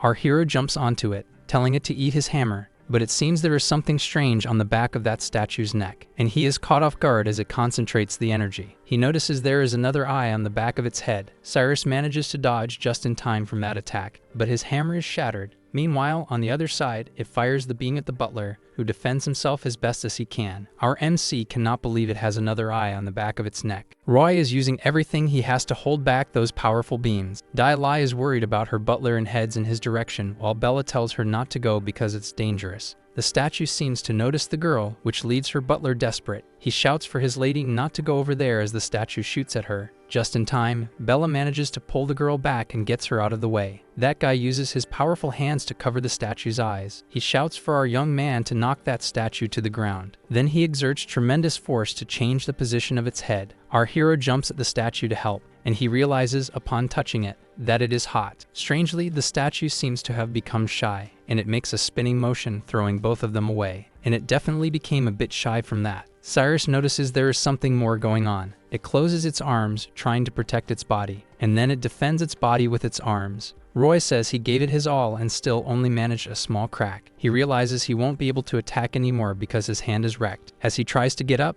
he also notices that his arm is broken. Then the statue turns to him due to the noise he made, and he realizes he has no choice but to dodge. He tries to get up, but his legs are trembling. The poor butler thought he used too much force for those attacks, but our hero suddenly appears in front of him and excitedly says he will stop it with his own hands. The guy becomes furious, questioning if he is an idiot for trying to do this with clean hands, saying that his body won't hold up, but the statue doesn't care and starts to concentrate the lightning again. Our guy is faster and jumps over her in those compromising parts. At that moment, the statue reacts, losing control of the attack. Cyrus succeeds in his attack and manages to make her hit only the ceiling. Then he notices that his suspicions were correct, and that she is sensitive to touch. Bella feels a bit embarrassed while the other girl only realizes that he managed to dodge the attack. Roy questions what he is doing after all, but our hero shouts asking what he is waiting for and tells him to get out of there so he doesn't get hurt. The guy runs away while our boy remains clinging to those huge things. Still very red, the statue tries to react by shooting, but our MC is smarter and invests once again in his secret attack. Once again, that thing loses control, shooting in all directions. She puts her hands on her head, unable to maintain control. Dai Li says that his fighting style is very unique and asks if he has always fought like this, but Bella says no. At that moment, her butler manages to reach the safe zone, and he responds to his lady saying that it was nothing serious, but that he underestimated that statue. He adds that Cyrus is in danger just as our hero realizes that she is looking at him. Then she fires and only misses because the boy is quick and moved out of the way. Now he charges again, attacking but in a different area. Our boy seems to have many secret attacks. She tries to shoot a little behind where he had charged, but he dodges again. Cyrus mocks the statue, saying that she won't hit him with those half-hearted attacks. Everyone feels embarrassed but acknowledges that our powerful warrior is at an advantage in that fight. He draws the statue's attention and delivers a slap to her sensitive area, telling her to focus on her fight. It seems that the statue is being gradually defeated. Roy feels super embarrassed but thinks it's an incredible way to fight. The group talks and discovers that the butler has several broken bones. Bella offers to heal the guy since those fractures can be quite dangerous, but she explains that it is just a temporary treatment, so she asks him to take off his shirt. Then when the guy opens his shirt, she sees something quite different there, and she feels surprised and shy when she realizes it was a woman. She asks what it was, and Bella tries to disguise it, saying it's nothing. Lee asks if Cyrus could defeat the statue. The maid says that her attack and defense are stronger than an average rank S, and yet she still couldn't succeed. Roy realizes that he can't deal damage to the statue but can at least delay her, and he is dominating the fight. He believes it to be a power above rank S while our hero mocks her, saying that her lightning is quite slow. Maybe it's because her eyes are tightly shut. Again, the statue takes a defensive stance, and our hero observes because he didn't expect something like this. It seems that the statue is avoiding looking directly at him. Cyrus thinks that the statue is like a cute woman who is shy and closes her eyes. Then he advances again, noticing that this time she has completely exposed her weaknesses.